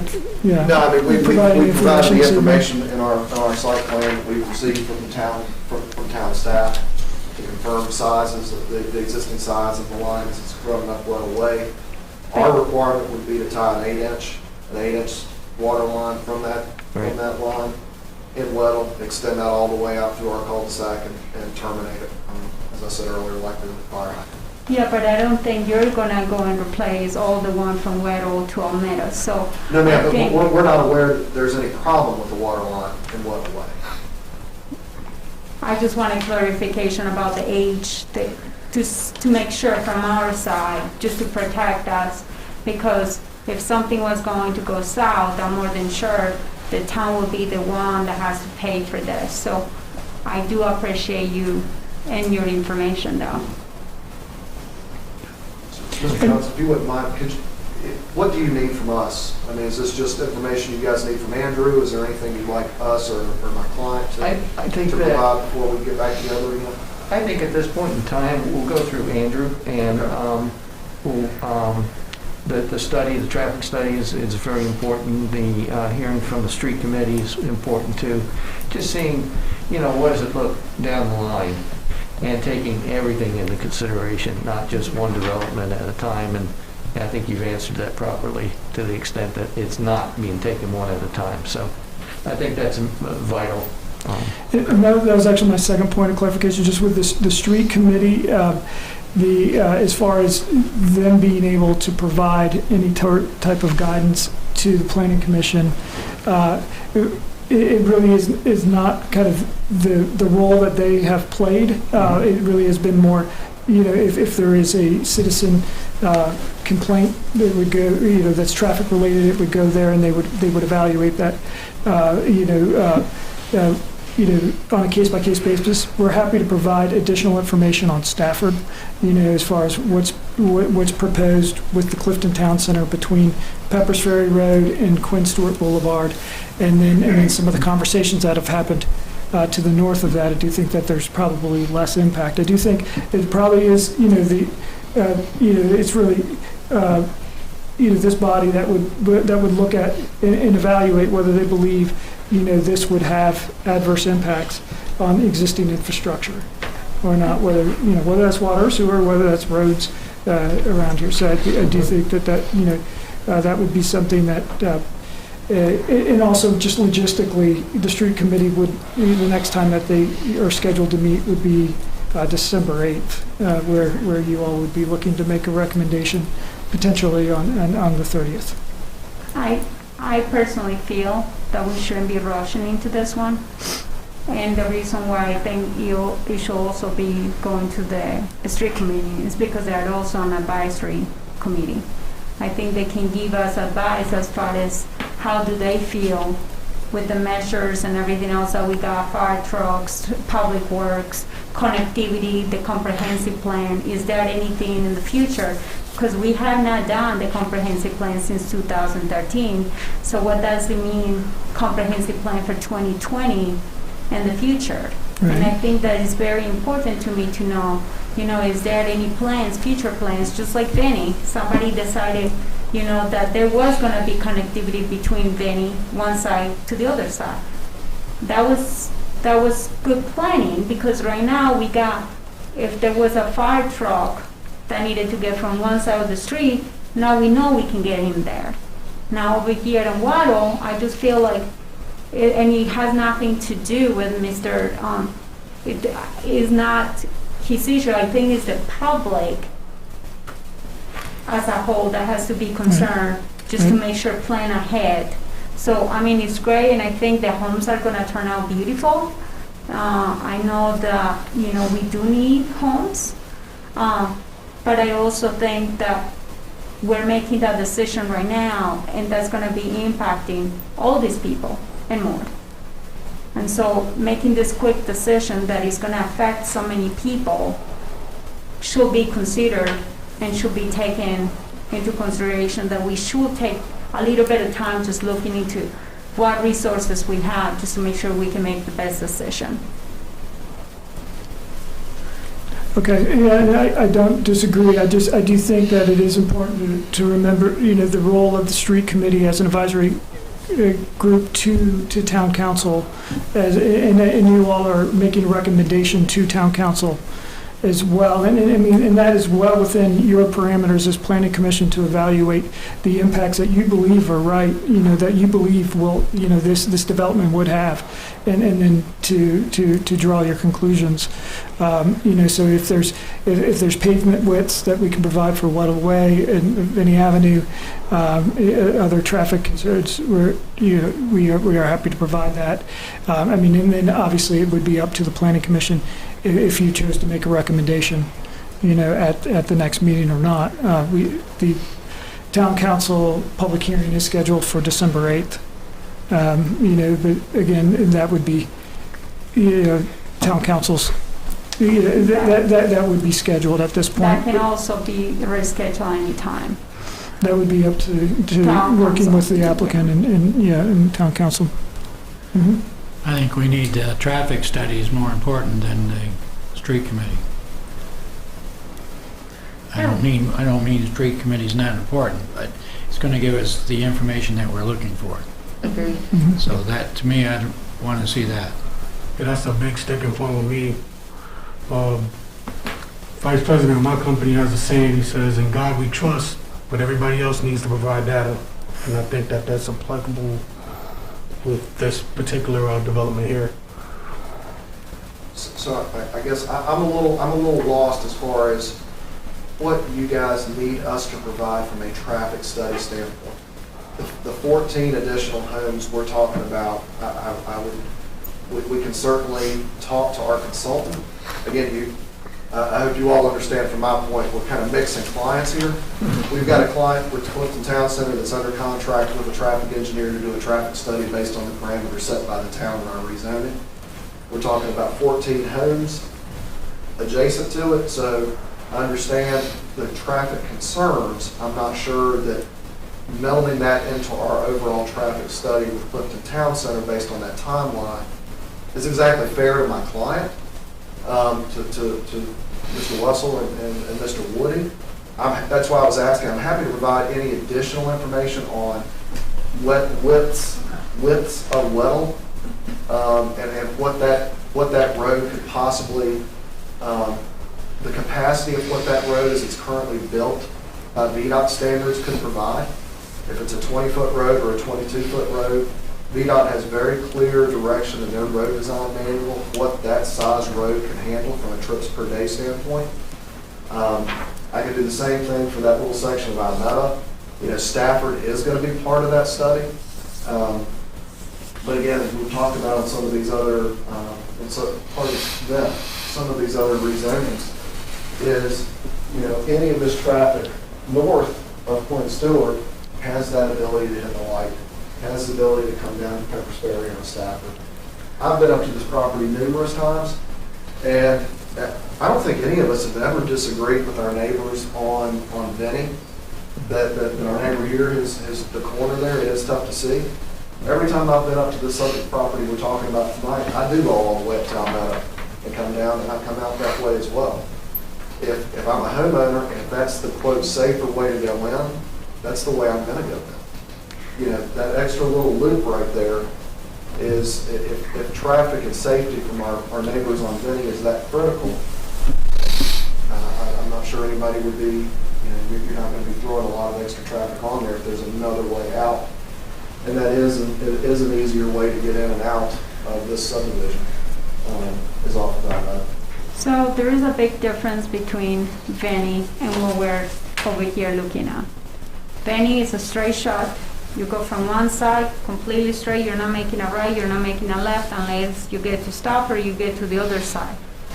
Over here, we're looking at Weddle, and we're looking at a very narrow street.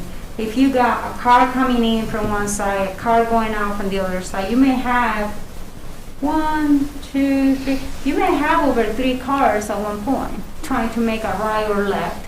I know it's not a lot of houses, but when it comes down to you being trapped in the middle with no sidewalks off of Weddle, I mean, I see, 28 cars, let's per se, 48 times going in and out a date. That's just if you go out once. That's still quite a bit amount of cars going in and going out. Not in a straight street. I mean, you're having to make a right, make a left. In this case, you also have to go up to Alameda, make a right, and then get out to Stafford. I mean, it's just a lot to take in. I think our concern, at least for me from the past for the street committee, is that intersection with this new road coming from the property in Weddle. Is it a 3-way stop? Is there only a stop sign coming out from the new development? Like, what is the traffic situation going to be at that point in time? Does the street committee have any insight into that? Does the developer have any insight into that? I'm guessing not. The plan would be we would have a stop sign coming out of our new road. So correct, but you don't have any governance over whether or not they add 2 additional stop signs or yield signs to Weddle. And so, I mean, Well, It's not the clearest view for the people that are coming straight down that road. If they see, we talked about this last time, like it's a narrow street, so if you prep somebody's inching out into traffic and they can't see around the current situation there, how are they gonna know if there's traffic? Like, that's my concern really, is the safety of these new people you're gonna dump back there. Are they gonna be able to get in and out of their neighborhood safely? Are the people in the current Weddle situation also gonna be safe? I mean, they said kids are already there. Can the street committee give us anything? Can town give us anything on the Right. intersection Yeah, itself? Sure, our engineering department can certainly look at the intersection of Vinnie and Weddle Way as well as the intersection of Weddle Way and Alameda. Because there have been, Windsor Estates, there's several subdivisions in town that have connected older sections of town. And, Windsor Estates, for example, when we designed that one, that had 2 stop signs at the intersection of Windsor Drive and Majestic. The town has since come back in, and, we've got another one. Exactly. So, the town's always looking, if there are issues where traffic is, people are gonna do what they wanna do and what feels right to them at the time of where they're going. So, traffic's not an exact science. Some of that is just human nature and human behavior of where you're learning these people are going. But certainly, we would have a stop sign at the end of our road, whether Weddle Way needs one right there or not. We would have zero problem putting in stop signs there if that's what engineering thought was best to slow traffic down and make sure people have good sight lines either way. That certainly wouldn't be any problem on our end. I'm just saying, for the topography, there are other areas of Christiansburg that are similar in their freeway stops. So I'd rather upfront know what we should do versus wait until somebody gets an offender bender. And it is mid-block. It wouldn't be a terrible place to have one. You're not too close to traffic. So, Good. could be a good idea. So does that answer your question and your question about, we'd just like to see the study, understanding that 14 homes is not necessary, going to flip the study one way or the other? Well, again, I can't tell you exactly when that study's going to, because again, the way the traffic study will work is our consultant will prepare that. It'll get submitted to the town. There'll be review back and forth in relation to our site plan. Sure. The site plan process with the town on a project like this is probably going to be five or 6 months. I would really have the planning commission look to hold up this project for 5 or 6 months as we work through that. So if there's any other information I can provide on Weddle or on that, I'd be happy to do it. I have a question for you about, and I know about the storm water pond. So you have one up on the top left corner. Yes, ma'am. And then, are you required at this moment, as far as if, let's per se, we approve this, by the way, the SWM really looks like swim area, so I really like that better. But anyway, so I like the swim area over there where you're gonna have your stormwater pond. But the stormwater pond, what happens if it doesn't contain all this water? Because when I see the topography, to me, even when I looked at the land itself, it looked to me like half of it was going to the left side and half of the water may go to the right side. And somehow or another, it goes into Weddle Way, and then it just kind of, I really don't know where the water goes. I guess but anyway, my concern is, since you're directing all this water to go from this side of the land to that side, to the other corner, that's going to be a very significant amount of water. So right now, that cul-de-sac comes out this way, and comes down a little bit and bulbs right here. So here's the drainage break right here. So all of this property is going back into the town property and up to the northwest corner. So there's only a very small portion of it that's draining back onto the Vinnie Avenue property. The Vinnie Avenue property itself will have its stormwater pond here, which is part of our approved rezoning for that one. And then we'd have ditch lines along the back of these lots that would pick up any surface water. So there won't be any water other than a little bit of road water on Weddle that would come, or on our new road that would make its way back out to Weddle. This road, as it comes in, will come up a little bit and then it'll start it'll crest and it'll start coming down. So all of this new road water will be picked up and directed back to the stormwater facility here. Which you say over here that that one will go to the town, which means the town right here doesn't, he actually has a creek. That creek goes, and correct me if I'm wrong, it goes all around here. So what you're saying is that you're gonna dump some of this water into the creek, right? The water, after it gets into our stormwater facility, will outfall into that same drainage swell where that creek was that we were talking about earlier.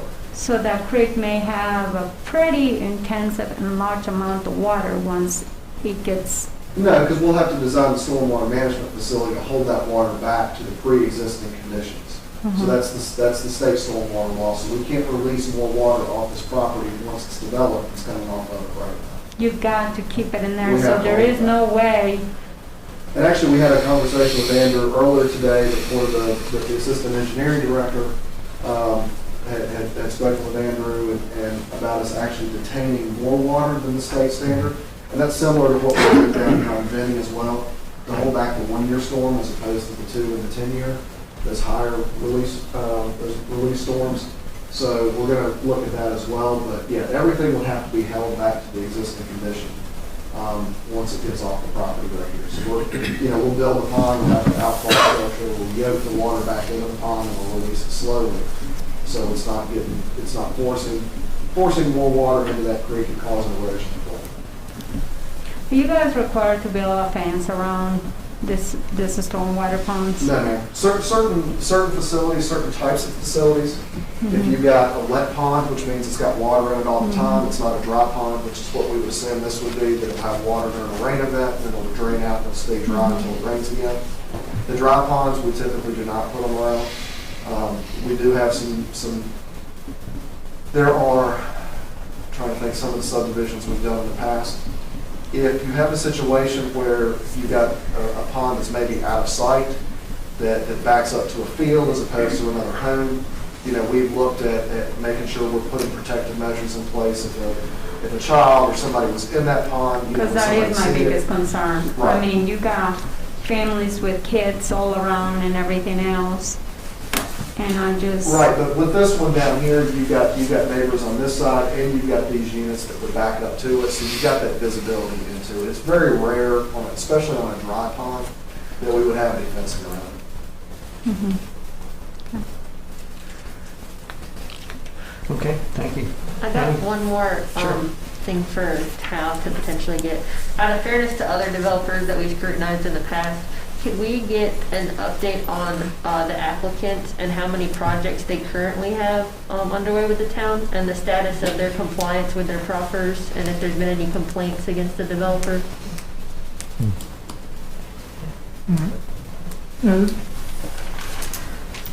That's a new request from me, but yeah, I'm happy to look into it. Other applicants have come before us and, But you are asked to evaluate this particular development. I understand, if there are zoning violations or something along those lines with another property, that's public information. We can that's all. provide that, okay.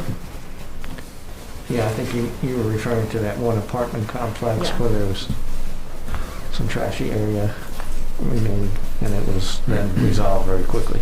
Exactly. Different builder though. Yeah. But we should hold everyone to the same standard. Sure.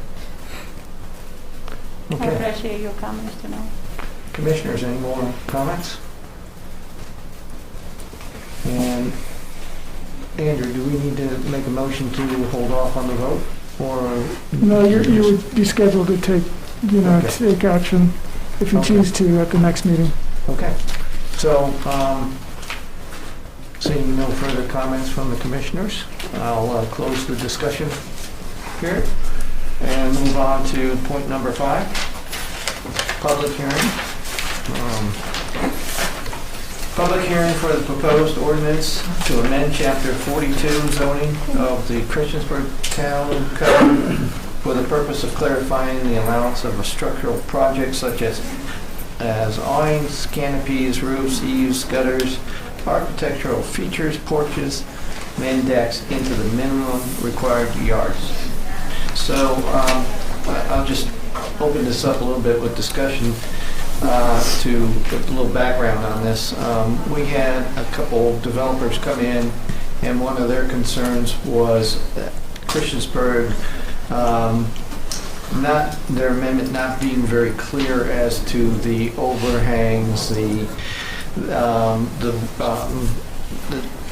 spaces for porches, gutters, what entails an overhang, and it just wasn't clear. And so we took the time in a work session to look at other close by towns and review theirs, and to sort of basically bring ours up to date. I think that's a fair assessment of what we tried to do. I think the other thing too is to allow for older homes to have the opportunity to build Good point. projections like decks or porches, because with the current way that it was written, they didn't have any process to come to us to ask for those type Good of point, actually. allowances.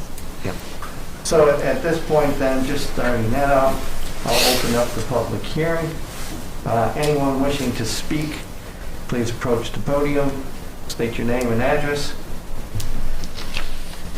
Seeing no one, I'll close the public hearing. And Chairman Johnson, we do have a presentation available that won't be new news to you all, since you've already reviewed this, but we're happy to review it, or if you have particular questions that you'd like us to run through, we're happy to do that as well. If you have a presentation, I think that fits Sure. perfect into our discussion, Very good. and it'll refresh some of our memories. as well. Absolutely.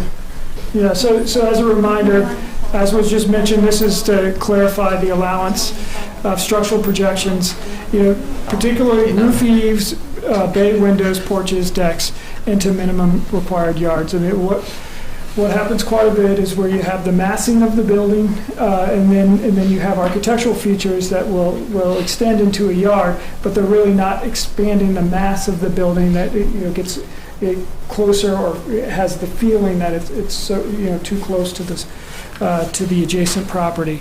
What this also helps with is just providing clear and consistent regulation and a consistency within the zoning ordinance for these projections, as well as what was mentioned by Ms. Briggs before, as far as increased opportunity for the property owners to construct architectural features that enhance the use and aesthetic of their building property while maintaining buffers between contrasting zoning ordinance. And to that end, where you have older buildings, allowing someone to do a deck, into a side yard setback where they may not be able to do that now. And we have a lot of those situations where you have older subdivisions, older development patterns where houses were just built closer together back then, and this creates that ability. If a homeowner says, okay, well, I need to rip down my porch, it doesn't become a question of, well, can they build it back? It's like, yes, it does give them that allowance to do that. So the types of projections are awnings, canopies, eaves, gutters. The architecture features that were mentioned before, like bay windows, then includes fireplaces and chimneys, decks, porches, and overhangs. So this is, I won't go through these definitions, but I think part of the goal from staff perspectives is just to have clear definitions of all of these items, as design elements change over time, and it makes it clear kind of that that the developer, the homeowner, planning commission staff member kind of have a clear idea of what is being discussed. So this is a definition of canopy.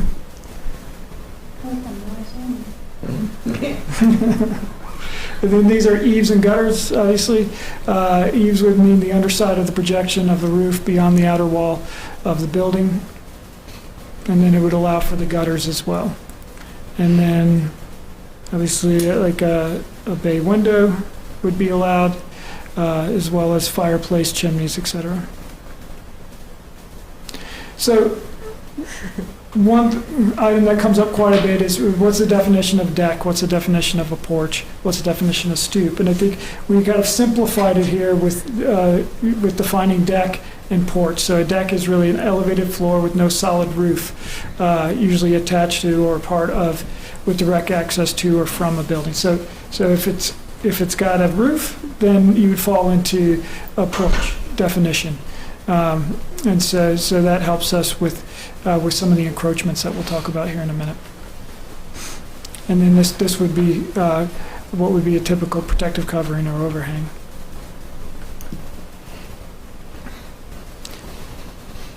And then, so this would be a list of the projections that are allowed. For instance, I'll go down to deck here. So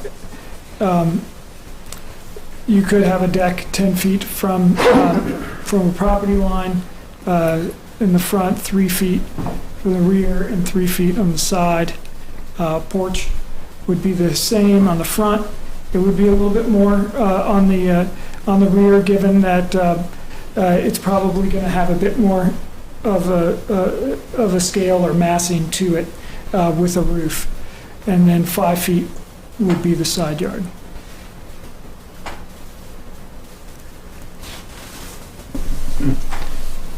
So here,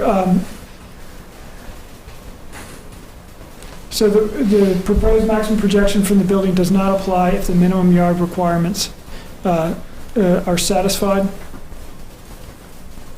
And then so in this situation, the projection from the front face of the building would be limited to the maximum projection allowance.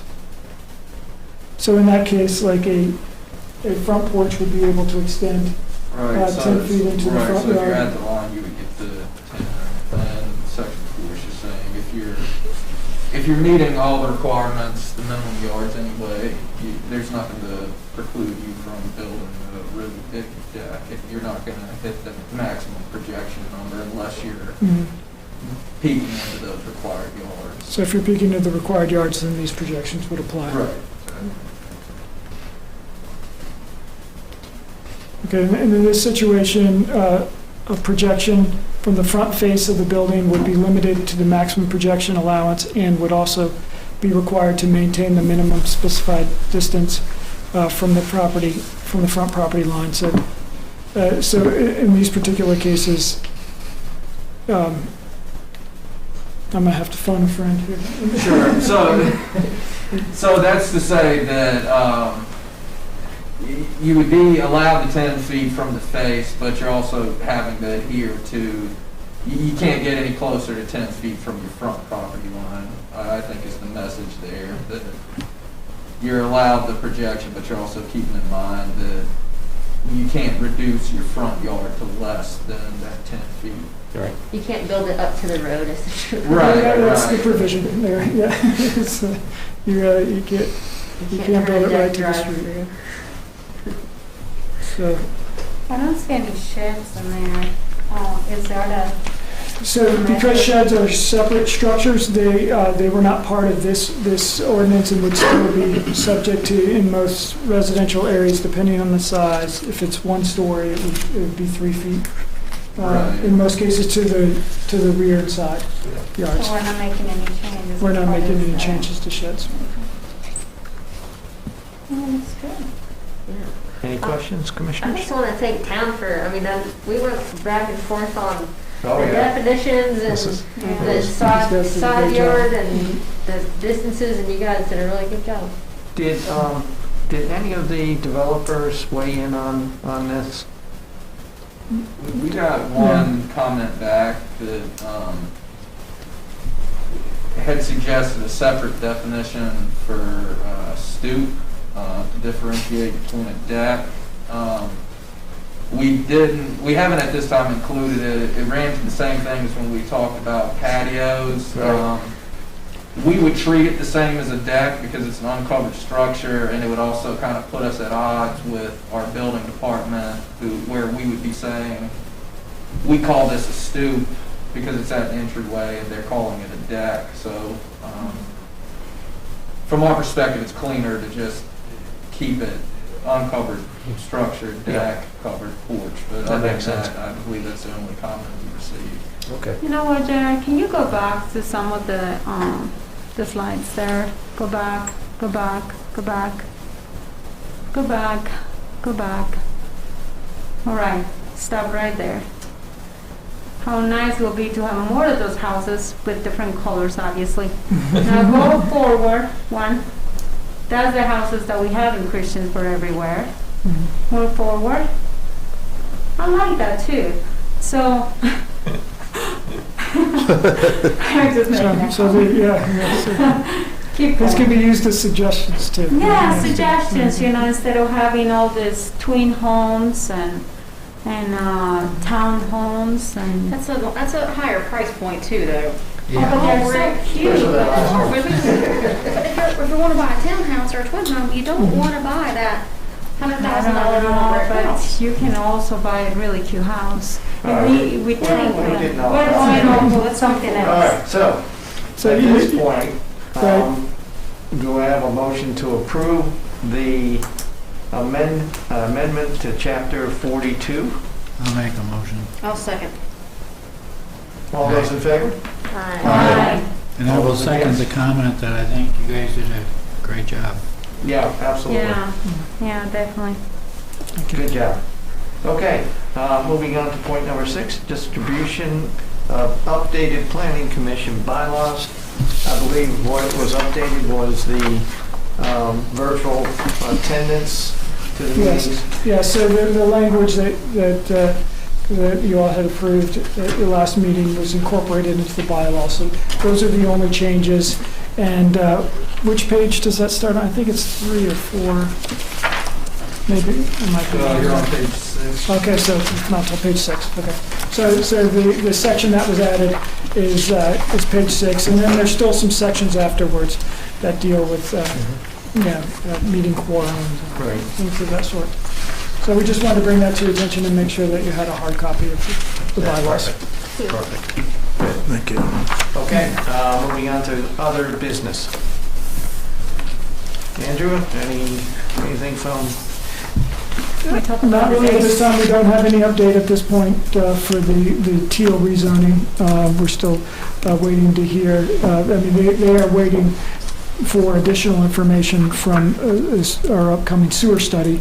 But so there's no update on that at this point. So once they are in a position, we would look to reschedule a planning commission meeting. We've already held the public hearing at this point, but we did state to the neighbors and that staff will notify the neighbors of the meeting when it's scheduled, so that they can attend if they would like. And then at that time, once planning commission makes a recommendation, the town council, public hearing would be scheduled.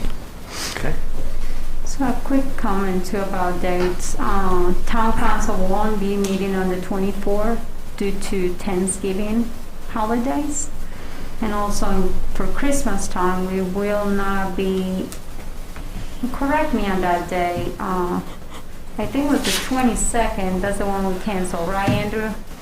Right, yeah, that Okay. Tuesday, December So, 22nd. with that said, I am more than sure, I don't know if any of you will like a break of a week or something like that, but I guess you guys, I don't know what your schedules will be for this month, and if you will be considering to meet the next time we meet for that Monday, will you like to meet virtually? Is that something you guys would like to do? What is our schedule? What are we, the 30th? Monday. 30th next one? Yeah. Monday after Thanksgiving. I don't have a problem. 30th and the 14th or something like that? You don't have a problem going virtually? I'd rather do it in person. Yeah, Okay. I mean, it's after the holiday, I don't see why. I'm just asking to see what you guys' plans are and stuff like that, making sure that everybody, because for the month of December, we definitely may want to think about making a change. When is our December meeting? And at this I think point, it's the 30th, if I'm not wrong. so the next meeting after the 30th would be the 14th. Yeah. We do not have any public hearings scheduled for the 14th. It's possible that the teal rezoning could be ready to be reviewed by the 14th. and if it's not, but if it's not, most It'll be likely the we first would go cancel. if it was commission's pleasure, we would go ahead and cancel that meeting. Okay. And then And then if we're not in a position to meet on the 28th, then we would cancel that meeting as well. So it is possible we could receive, no, actually, I'll take that back. I was going to say if we did receive a public hearing application for a conditional use permit or rezoning in the next 2 weeks, I think we would still be looking to schedule a public hearing for Planning Commission in January. Okay. And correct me if I'm wrong, but town council approved for planning commission to revisit the comprehensive plan? Correct. They did. So do we know when we will begin those meetings? Not at this point. That is certainly something we can look at, starting in December. I mean, it's a... I'm just yeah, saying, no, no, it's good. I'm sure Yeah, the no. first of the year might be a great chance, but Yeah. I just didn't know if you had an update. Yeah. No, I mean, that's certainly something that we would want to talk about it at Planning Commission, and then it would probably be referred to the Comprehensive Plan Subcommittee to start But you need to their have work. enough staff also to assist And us it- in that, and that's probably part of your problem. Yeah, at this point, it's not clear when we'll with full staff again. Yeah. And I think I mentioned it last time, Yeah. the regional commission is offered. Right. Especially To with help that us. aspect, just because they're really good. Yeah. offering for more of the Yeah. comprehensive plan piece. Yeah, I do think, that we could look at scheduling, in January, February,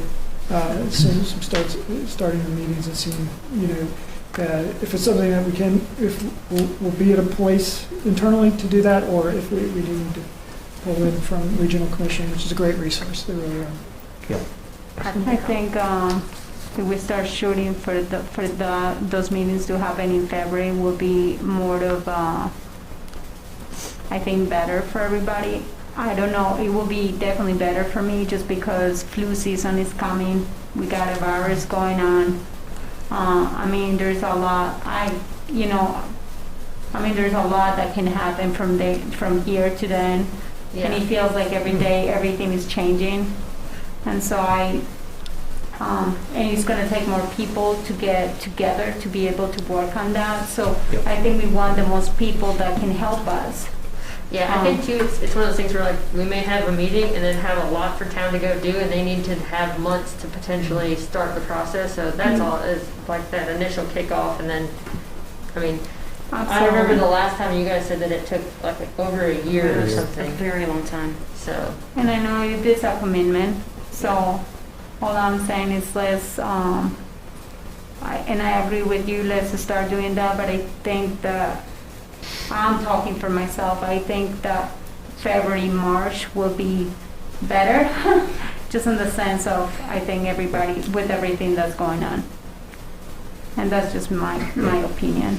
So Andrew, you'll keep us posted as to whether we'll end up canceling some meetings coming up Yes. based on the requirements. Okay. Will do. Good. Very good. Any other comments? I think you guys are awesome. We miss Jeanette, but Oh, yeah. Yeah, and then we'll be back after the first of the year, hopefully full staff. So, I guess we'll be meeting. We may be meeting before Thanksgiving. No, We'll meet on the 30th. after. Yeah. If that still happens, so happy Thanksgiving to everyone. Yep. Okay, hearing no more comments? Oh, I had one. I forgot I was supposed to share. The health department is doing pre-holiday travel COVID testing at the mall on Wow. Thursday. If you would like a free test, you just have to call your local health department, and they will sign you up for a time slot. But they are going to be at the mall with free testing for whoever wants it before their holiday travel plans. This Thursday. This Thursday. This Thursday. So for Christiansburg residents, that would be calling This Montgomery guy will be calling County Montgomery County Health Department. Montgomery County Health Department. And Ashley, you bring up a good point. You guys are doing some fantastic work. I don't know. Oh, see you again on Thursday. Yes, you will. I don't know if everyone knows everything that's going on, and Ashley is deeply involved in it, and it's fantastic what you guys are doing. And Dr. Bissell. What are you doing? So for those that don't know, I have a new job. I'm the public health director for the Newer Valley Business Continuity Team, which is being run out of the Regional Commission to help small businesses and local government transition through this pandemic. And so we offer services like contact tracing, helping them set up testing, providing them with guidance after an exposure, doing on-site to prepare, preparing some businesses as we get into the Christmas season and their seasonal businesses, preparing them. They haven't had to deal with COVID this whole time because they're only open for a short amount of time. So we're really a wraparound service to help businesses and local government make it through this awkward phase, especially as I feel like the guidelines and the information and the research seems to be changing daily. Friday's press conference threw a hiccup in a lot of people's plans, and so today has been a field of all the calls. People are trying to figure out what that means for them and their individual situations. And you guys send Maybe out you can remind updates us. as well. What? You guys also send out updates? The task force sends out The task updates, yes, which we sit on. Would So- you be able to tell us, I don't remember the date that of the town council where you came in and gave your presentation, but it was a nice It was very good. presentation. Yeah. And so I will say, anybody that wants to see it should go and watch that video. When was that exactly? Yeah. I know it was like 4 weeks ago, wasn't it? Yeah, it wasn't too long ago. Yeah, but it was very good. I watched it on Oh, on the okay. video. So yeah, it was really good, so. I was kind of confused at first, but then you explained. I think it was October 27th. October 27th. Mhm. I was like, So- I've done so many now. Yeah. Where I was. Yeah, And I do get all your updates, and what I may do is share it with the. Yeah, absolutely, love that. Would love that. And it's a press notice also from Dr. Bissell that she puts out. So yeah, the press notice is on Tuesdays. And it gives you an update on all the numbers, Mhm. everything up to date. It's really fantastic. Now that you brought that to my attention, can I ask something really quick? And will you please send a link to the PowerPoint that you gave us tonight about all the changes that we're doing? Mhm. Okay. Absolutely. I think it would be good for us to all have a link. Mhm. Thank All you, right. sir. Sure. Thank you, Well, everybody. Thank you, everyone, for coming out, and I'll close the meeting. Thank you. There's a hand